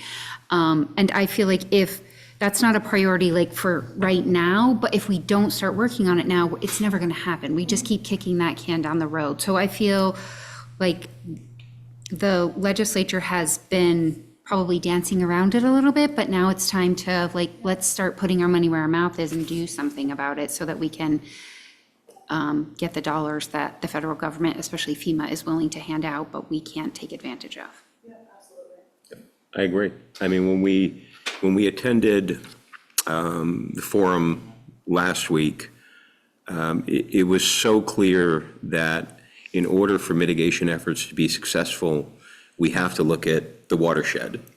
And the watershed doesn't even mean the county necessarily. You know, the watershed, our watershed starts up in Washington and in East Barre and runs through 3 or 4 counties. So it was pretty clear, and I had a follow-up conversation with Pat Moulton, that they're aware that it has to be a regional approach for mitigation because so many communities really don't have funding. So we may look at projects here in Barre City that are good projects, don't get me wrong, but they're good projects that we're looking at it through the lens of the city council. We're only looking to our borders. There could be more effective projects for Barre City in Washington, Vermont. And we have to make sure that we're keeping all of that in mind. So we could be spending a lot of money in Barre City when we could spend half that amount in Washington and do just as much good. So I think to your point, Councilor, I think the regionalizational approach, you're certainly going to see it with mitigation efforts. And I would agree. So I think those two will go hand in hand. So, you know, I'm glad we don't, so, you know, again, in terms of priority, certainly flood recovery dollars would be very welcome. And obviously housing. I mean, I handed the governor, in a meeting with the governor, I handed him a plan that is big, that is bold, that that I think would incentivize housing, not just in Barre. What I pitched to the administration was a pilot program of, say, 250 homes. So maybe this will work, maybe it won't, but could you try it with 250 homes? Dedicate maybe 50 to Barre, 50 to Montpelier, 25 to Plainfield, communities that were flood impacted, leave the other 175 or so up for grabs, and assess how effective the program is. You know, maybe it'll be a dog, I don't know. But, you know, or maybe there'll be really high demand and we'll need to step back and say, maybe we should do more of this. So, you know, so housing has got to be high on my list. I mean, we need housing. The only way to drive the cost down is to build more. I know Representative Booton and I have it, but if Maggie hasn't received that document electronically. Mhm. Oh, okay. I think I sent it to you by, Do you have yeah, it? you two have it, and I think I sent it to, Okay. I sent it to Mr. Booton by By email? PDF, yep, so he has it, so he could send it to you electronically.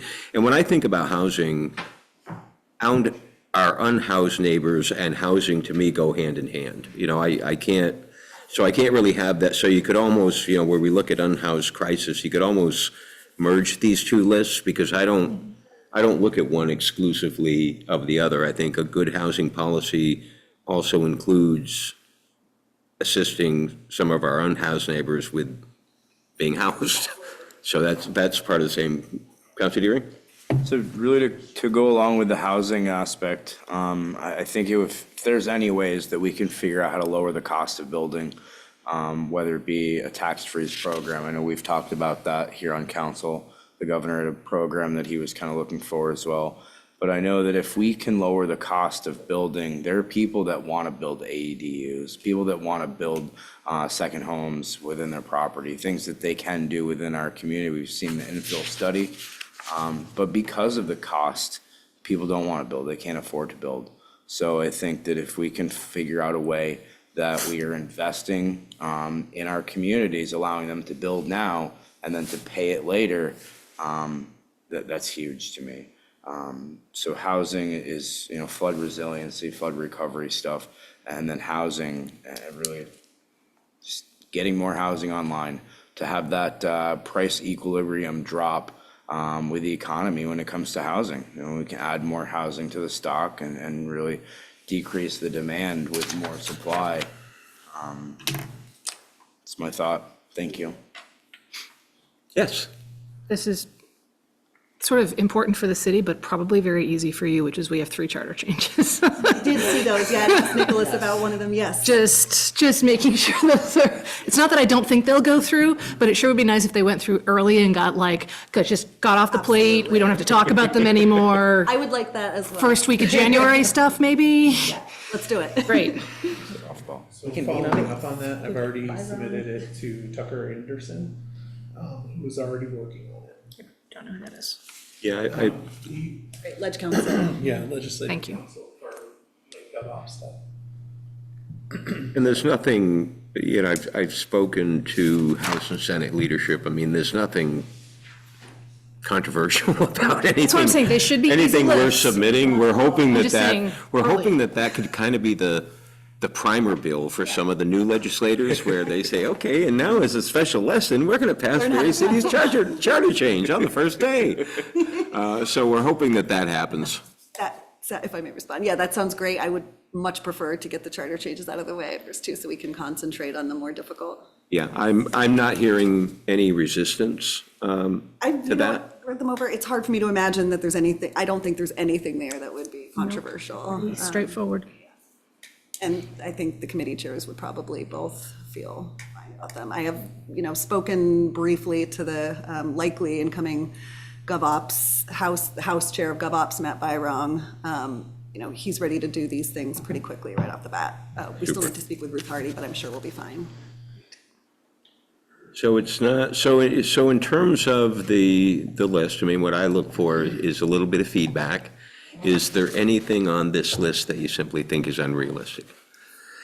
I'm gonna I'm sorry, with all due respect, point of personal privilege, implementing work requirements for SNAP benefits. We already have strict income guidelines for SNAP benefits, and I I don't think that's the right thing to do from a policy perspective. I work at Hunger Free Vermont, so this is deeply personal to me. But I also feel that if we were to submit a list of the highest priorities for Barre City and that were on the list, I just don't feel that that would help us in our ultimate goal in moving a lot of the other things that need to get done. That will be extraordinarily unpopular. Again, respectfully, I agree. And Councilor Wozniak, you know what my little girl does. So, so I couldn't support that. She advocates for SNAP benefits. That's on a national level, that's her job. Yeah, I agree, even just from a strategy perspective, like if you take, ideology out of it, that would not help Yeah. Barry's cause. Yeah, so very, very respectfully, Council, is there any objection to removing that from the list? Okay, then we shall.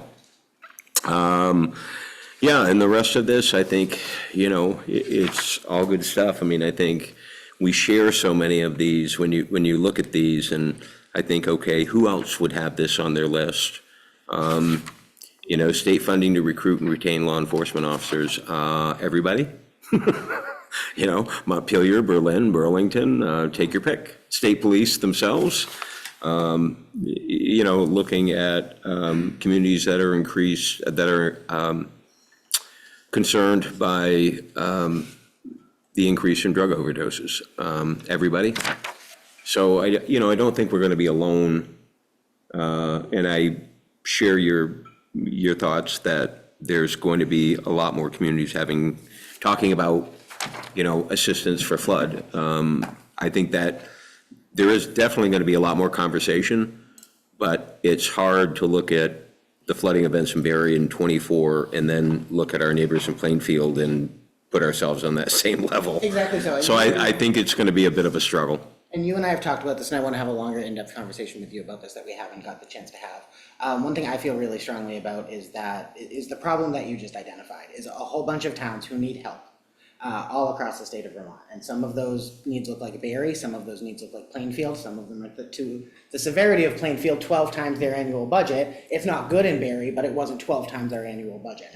Right. So I think that as we are talking about flood resiliency and recovery efforts and funding and systems and programs this coming session, I think that also the legislature understands it's not sustainable to have a flooding event every year, and then all the towns have to go to Montpelier and beg Montpelier for money, and then the legislature gets stuck making a bunch of very hard decisions of which constituencies to prioritize over others. So as we are building these systems and building these funding efforts, and I think this is where we're really helped by Senator Perchlik and Senator Cummings's positions as well, is looking at these as ongoing investments, not one-time Band-Aids, because it's just not sustainable and it's not equitable for, the city of Barre is very fortunate to hire Maggie. There are a bunch of towns in the Northeast Kingdom that don't have the money, even at the very good contract we got, thank you very much, that don't have the money to hire Maggie for the session. And so myself and Representative Booten are gonna go in there with Maggie and fight like hell for Barre, but we need to be looking at this as a statewide response. So I think you're absolutely right. And I think that's why if we go in there and ask for another $1.5 million, they're gonna be like, all right, guys, yeah, thanks, but asking for $500,000 is still a reasonable ask. So I think you're right, and just to the point of when we're talking about any of these programs, whether it's direct operational funding, whether it's a flood fleet, whether it's charter changes or TIF, all of it is flood response, and it needs to be looked at in a holistic statewide way. And I think that the legislature and the administrative and the executive branch are both really understanding that now a lot more than they did 12 months ago. Mm-hmm. Absolutely. Yes. Just maybe kind of a small plug, but one thing that came out of our conversation that I really quite liked, and I actually think could be like a popular small dollar ask, is programs, to support cost-effective flood resilience measures like rain gardens and tree maintenance. One of the things that we saw here was so much of our erosion and our landslide and things like that, are there sort of these homeowner-based, property owner-based, individual action flood resiliency measures that there can be small dollar seed funding for? I think that could speak to a lot of people statewide and could be really interesting and especially effective here in Barre City. So I just wanted to put in a plug for that. I thought that was an interesting one. Thank you. Heard about the flood gauge too. That one's going to be right Oh, after yes, the the flood charter. gauge. Love a flood gauge. Yeah. Yes, please. Absolutely. Mr. Mayor. Yes, of course. Oh, I'm sorry, Amy Galford? Yeah, I was just going to ask on the flood gauges. My understanding is that most of the river gauges are actually federally maintained. It's like U.S. Geologic Survey, so it would be under the U.S. Department of the Interior. They certainly partner with state agencies, but you know, the rivers cross state boundaries, so a lot of that is monitoring under USGS, and then the flood forecasting, I think, is National Weather Service. So I don't know if that trying to get more stream and river gauges would actually be more of a federal legislative initiative, but it's just maybe worth asking folks in Agency of Natural Resources or BEM or someone like who could actually get that. I don't know if the state themselves would be part of that network if you're thinking of the kind of things that like are doing the flood watch right now. Yeah, hi, Amy. So they're, I think, installed and monitored through the federal government, but we have to pay for the installation. So that's what we're asking for the funding for. And there's a one-time fee for installation, and then there's an annual sort of maintenance fee that they will do the maintenance. The federal government will do the maintenance. We just have to budget for it. But it's really that startup that's the little bit more of a barrier. But you're absolutely right. There's a federal involvement in this. Anyone else? I think we're good. We still have a large list, but I think you've gotten an idea of how. Yeah, no, this is very helpful. And, you know, I think I loved doing this work last session. I'm honored to be back. Thank you for bringing me back. Nicholas and I work well together, and I'm excited to work with these guys. And I am available generally during the day. My schedule You're is going to get always calls from me busy. to just like last time, yeah. I'll be there. Thank you. Listen, it's important work, and anytime you can have a conversation, get to the State House, whether it's a member of the Mayor's Coalition or as a mayor of Barre, and have that conversation. You know, that's the wonderful thing about Vermont, is you can pull legislators aside and say, look, you know, you're not going through 15 layers of aids and, They can't get away from you there, yeah. Exactly. You literally, you know, pull them aside in the cafeteria and have a 5-minute conversation, and everyone is accessible. I'm sure Representative Booton and Representative Wazuzak, you will be as well, whether you like it or not. Yeah, I'll be calling you. Thank you so much. We look forward to working with you. Thank you. Okay, council, we are at upcoming business. We've got, oh, I'm sorry. Oh, excuse me, I'm so sorry. Why, I've done this twice to you, I Close. apologize. That's all right. I won't take it personally.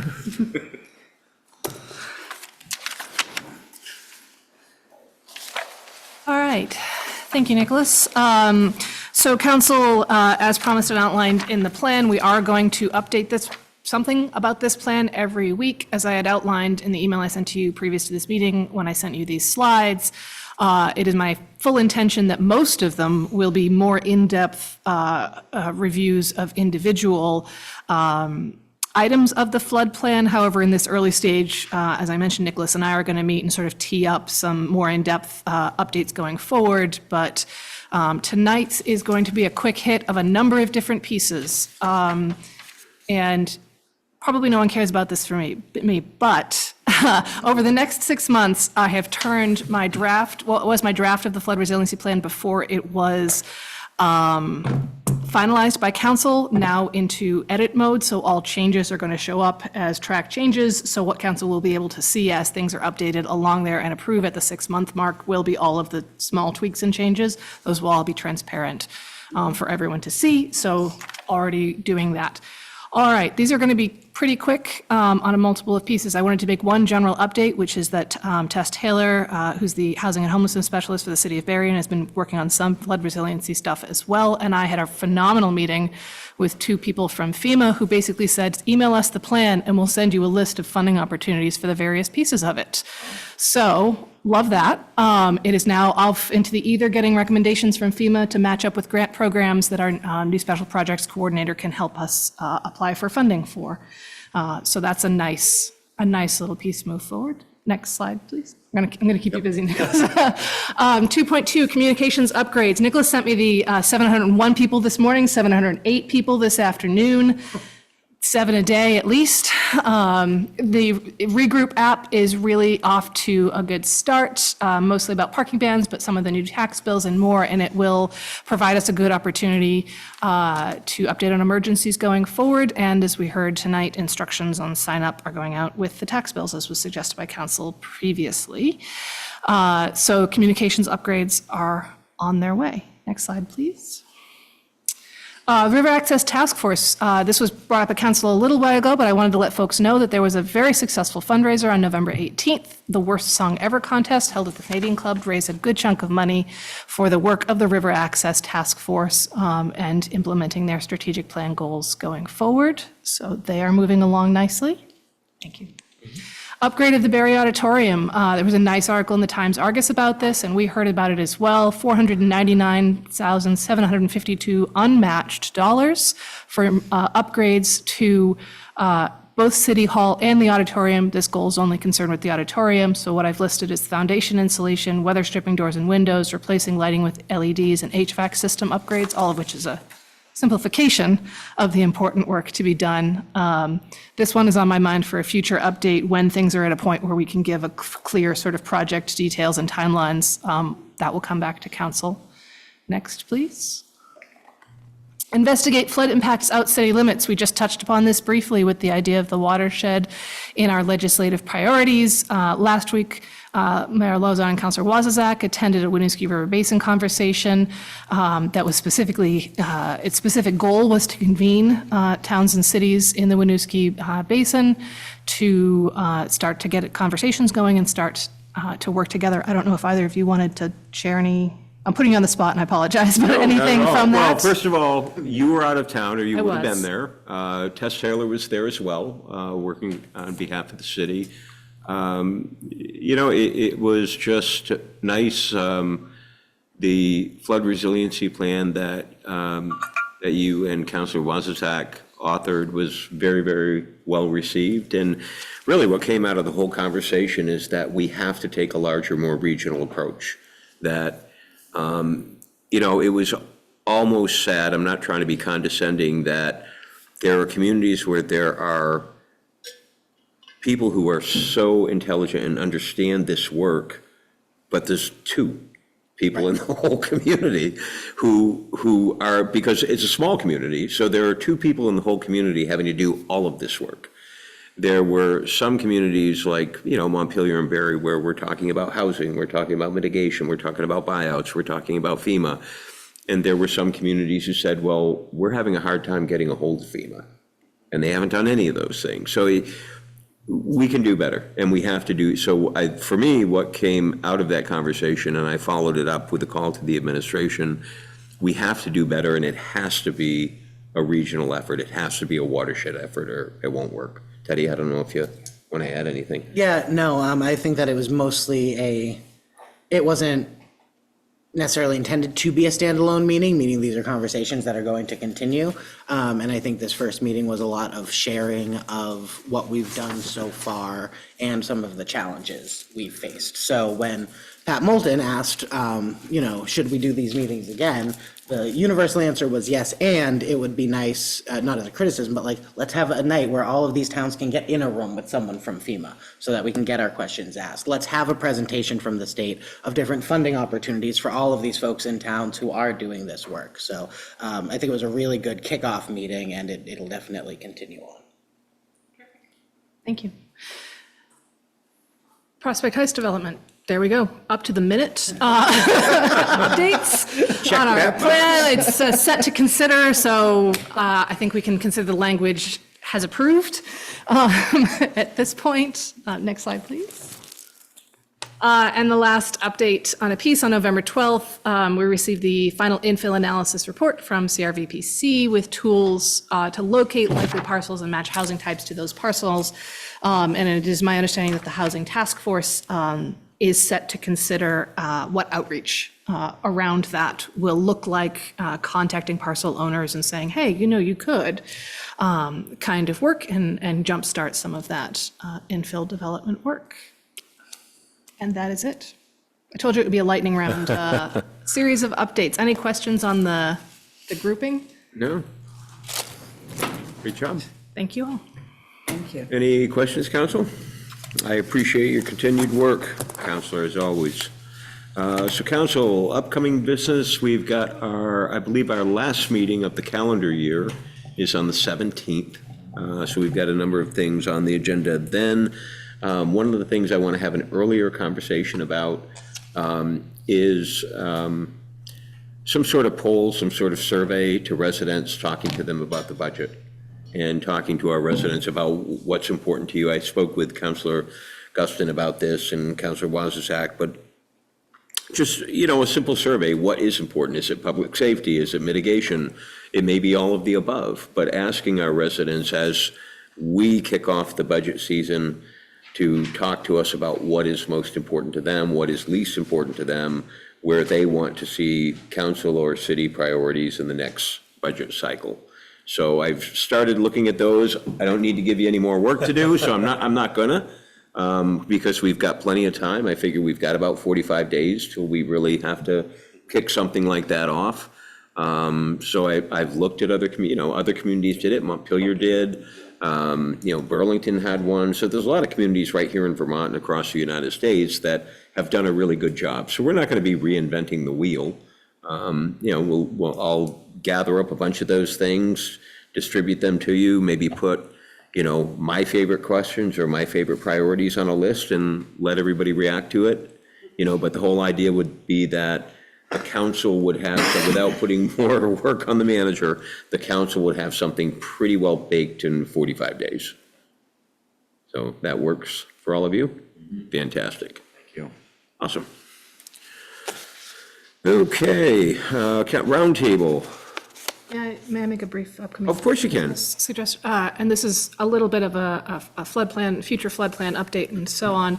But one of the flood plan opportunities calls for something that I have been talking with folks around for a while now, and I'm going to bring forward at a future council meeting, which is micro grants for community social gatherings to support neighborhood cohesion in Barre City. And I had a really phenomenal cheese plate at Foxy's just before council meeting with one of the members of the Parks and Rec committee who was really enthusiastic about the idea. So I'm going to workshop it a little more, but we'll be bringing it to a future council meeting as a proposal. Awesome. Anything else, council? Oh, I'm sorry, Councilor Stockwell. Yes, I'd like to have an update on where we are with ADA and an ADA officer. It seems to me like that would be something that the city needs. I don't know enough about it, but I would like to have that as a discussion. And I know that the city manager is planning on being the ADA officer, but I wonder if there's someone else who's an department head who might have more capacity. Hi, Councilor Stockwell. Yeah, I can bring an update. I think one of the goal is to have either probably Jean Galliano, our new HR administrator, take that on once she's a little bit more onboarded and up to speed on things. So it was a function that Rick fulfilled previously. I think Jean's been great and she's taken on a lot. But I think once she's a little bit more comfortable in the position, it's something that I plan to talk to her about. So currently the named ADA officer is you? Yes. Yeah. So the city is not without one. We do have one, but as we've turned over that position and as we're onboarding that employee, that'll happen. Yeah, I don't. Did you want more than that, or? Well, I don't think Nicholas is a certified ADA officer, and I'm just wondering where we are in that process, or if we're considering that need. Well, I think he just told you that he's interim, and that we are going to onboard a new employee, so that person, I assume, will assure that she will be certified. Yeah, she's started. She's really catching up into the HR function, which, by the way, she's doing a great job. I should have shared this update, but she hired a senior accounting clerk, which has been vacant for like a year. So, so she's doing great work. She's the plan. My plan was to, once she was comfortable in the position and got her feet under her, that this would be something she could take on. And so I don't think that'll take, it won't be a year. It'll be, we're talking weeks, months where we can, get her started on that process. But we also have the reporting component on the website, which is one of the, there's very minimal requirements. One is that there be an officer, which is me, and one that there be a place to report complaints, which is on the website. So we are meeting those minimum requirements that are, that we need to. Thank you. Thank you.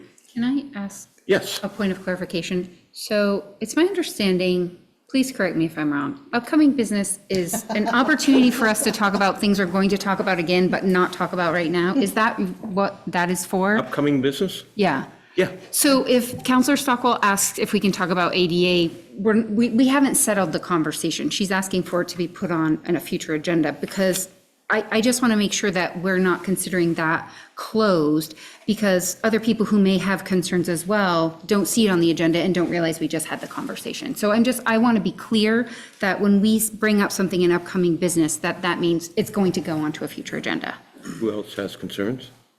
I'm sorry? Who else has concerns? I haven't heard any. Oh, well, I'm sure there are people in the community who have concerns about ADA.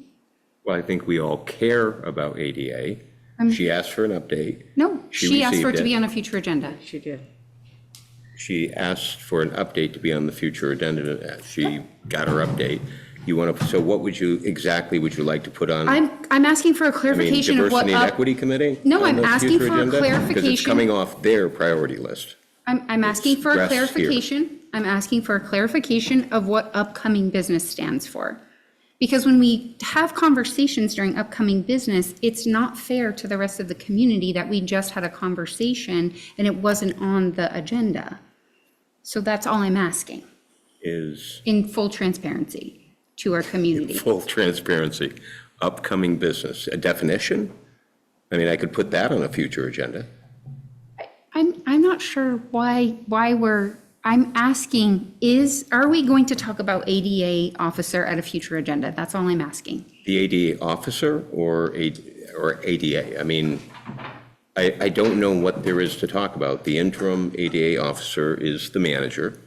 The plan is, I heard if the you'd whole like. thing. We don't have to talk about that Well, no, again. but would you like him to expand on that? The only thing the manager didn't provide is a definitive timeframe. So I guess my clarification is when someone asks for something, rather than answer the question, can we just put it on a future agenda and talk about it then? To make Yeah. it fair to everyone who may also want to have a That makes you conversation happy? about that. Absolutely. Okay, thanks. Anything else?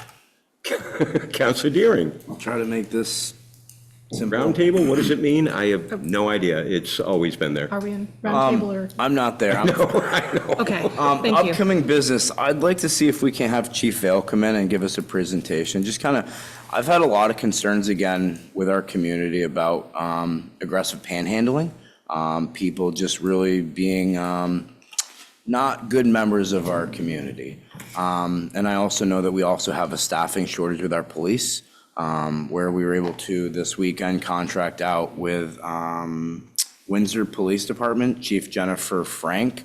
I spoke to her briefly at the MMA fights about whether they'd be interested in contracting with Barre City to help to provide some additional resources.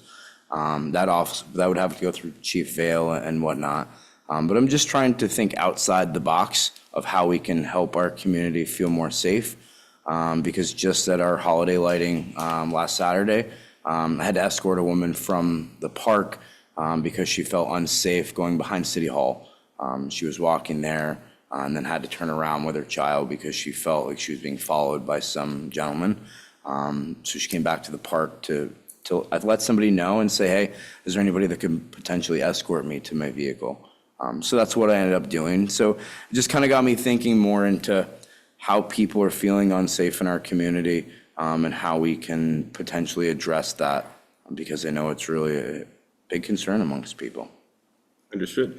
Well, I think we could have the chief come in and give a general overview of sort of the state of the city. We've heard the manager talk briefly about, an uptick in some quality of life crime. So if you'd like to have the chief come in and just go over some statistics, we can certainly do that. Sure, absolutely. Just for awareness, one of the things we're working on with the city attorney is, you may have read that Brattleboro did a public conduct ordinance to address some of those quality of life issues. So we've looked at something similar, and it's with review with the city attorney. And so we did plan to have Chief Vale, when that was ready to present to the council, come and talk about that as well. But that's something Brattleboro kind of led the way on, and we're doing a little copy and paste from what they passed, I believe, in September. I know West Lebanon also has an ordinance, and there are some other communities that really just try to help tackle the issue, and not necessarily the issue of the freedom of speech of those that are looking for donations, but trying to utilize people to donate in better, more effective ways to help people. Fantastic. Anything else, council, under upcoming business? Okay, we'll move to roundtable. Councilor Spalding? There was a letter to the editor in the paper about the trash bags over the parking meters.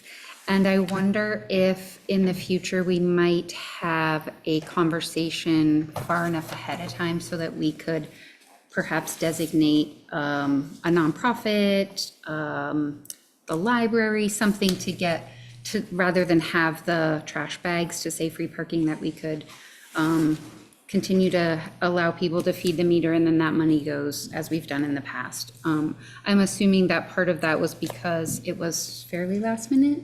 The stickers are pretty, we haven't found a good sticker that is not very high labor intensive to remove.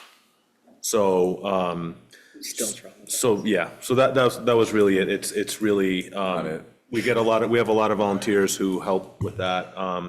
But we did have those bags in stock. We know that's, what Montpelier doesn't mean it's right.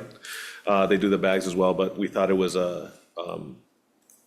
we just tried it this year, but we can certainly look at that, Councilor Spalding. We definitely have done it in the past. It's just that the stickers are a challenge. Well, maybe we could just brainstorm a different option. We talked to, I talked to Tracy about having something that hangs down off of the meters, placard, something like that. So I think that there's certainly a way to do it, yeah. Okay, thanks. Sure. Councilor Wazzaq. Oh, you're right in the middle of something. Councilor Deering. Oh, well, you look like you were. I'll be home in 15 minutes. Pizza, please. Councilor Deering. I just want to say, great opportunity this weekend to work with Jason, Katie, Jen, even Michael Booten, yourself as well, Mr. Mayor, and even Amanda, for the Christmas for Kids stuff. I know there's a lot of controversy around some of the naming and the religious stuff, but really when it comes down to it, it's about providing things for our community. So that was just a really great blessing to be part of this weekend. To raise $20,000 for our community is just, it's speechless.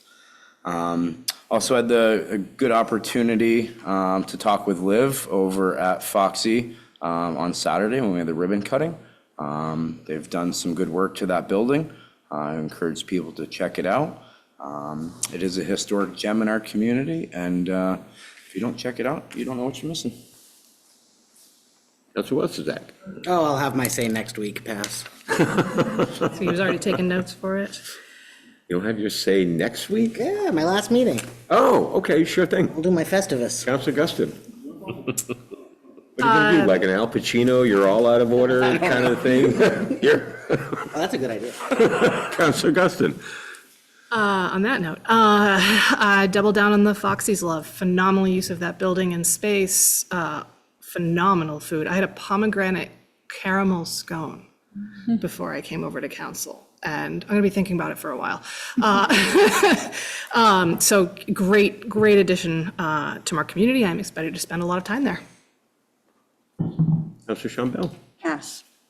Likewise, it was great to attend the ribbon cutting. They really did a great job with the space. It is. They did a great job with the space. It's great to see another business in town, and I am still just blown away by the support for the Christmas for Kids program. Maybe next year we should consider changing the name, and if people find that it's less inclusive. But, as I was saying to Matt about kindness, it's not always kind with diversity and equity, and sometimes it's not always timely, like with I don't think they're trash bags, but I guess one person's trash bag is another person's art. That's just what it said. But when things are last minute, that's what makes it difficult. I mean, what people don't realize is that we plan these events well in advance. So we'll take another look at it next year. For this year, I'm just grateful to be a part of it and grateful that we set a record in terms of contributions. And I won't wait until next week, Councilor Wazazak. It will be your last meeting. It has been an absolute pleasure serving with you. Sometimes you go into things with preconceived notions and you change mine. So thank you very much for that. Council, we do need an executive session. What's that? Oh, I'm sorry. Apologies, Councilor Stockwell. I'm not used to you being on the screen. I'm used to being over there. Right.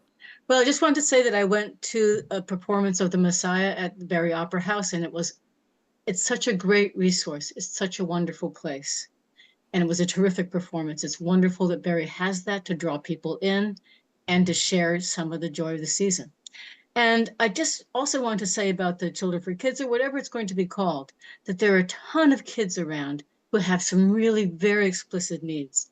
And if anybody needs a list of what kids actually need, I'm working at Washington County Mental Health. There's a list after a list of clothing and food and presents. So rather than getting people things that they may or may not need, you could use some of the local agencies to say, hey, here's 10 families that could use these things. Here's 20 families that need these things. It could make such a difference. And with that, I'll pass. Thanks. Thank you. So, Council, we do need an executive session. Going to ask you to invite the former Mr. Fleury, Mr. Lord. Myself, Robert Lord, Carl Winker, and Al Fleury. Yes. So I'll need a motion for findings. So moved, Mr. Mayor. For findings? For findings. Thank you. Is there a second? Moved and seconded. All those in favor of the motion as presented, please signify by saying aye. Aye. And those opposed, we'll just need to make the motion for executive session and invite these gentlemen in as well. So moved. Thank you. Second. Moved and seconded. Any discussion? Hearing none, all those in favor of the motion as presented, please signify by saying aye. Aye. And those opposed, No thank you action very for much. Do we Dave. expect action No, now? No action for I Dave. don't anticipate any action. Yeah, good night, Dave. For people that are on council, specifically, have always been fine counselors. It was always an initiative that counselors did. Including removing? Oh, I did the Yes. removing last year with Teddy, and it was a big pain in the ass. For what? Removing those removal of stickers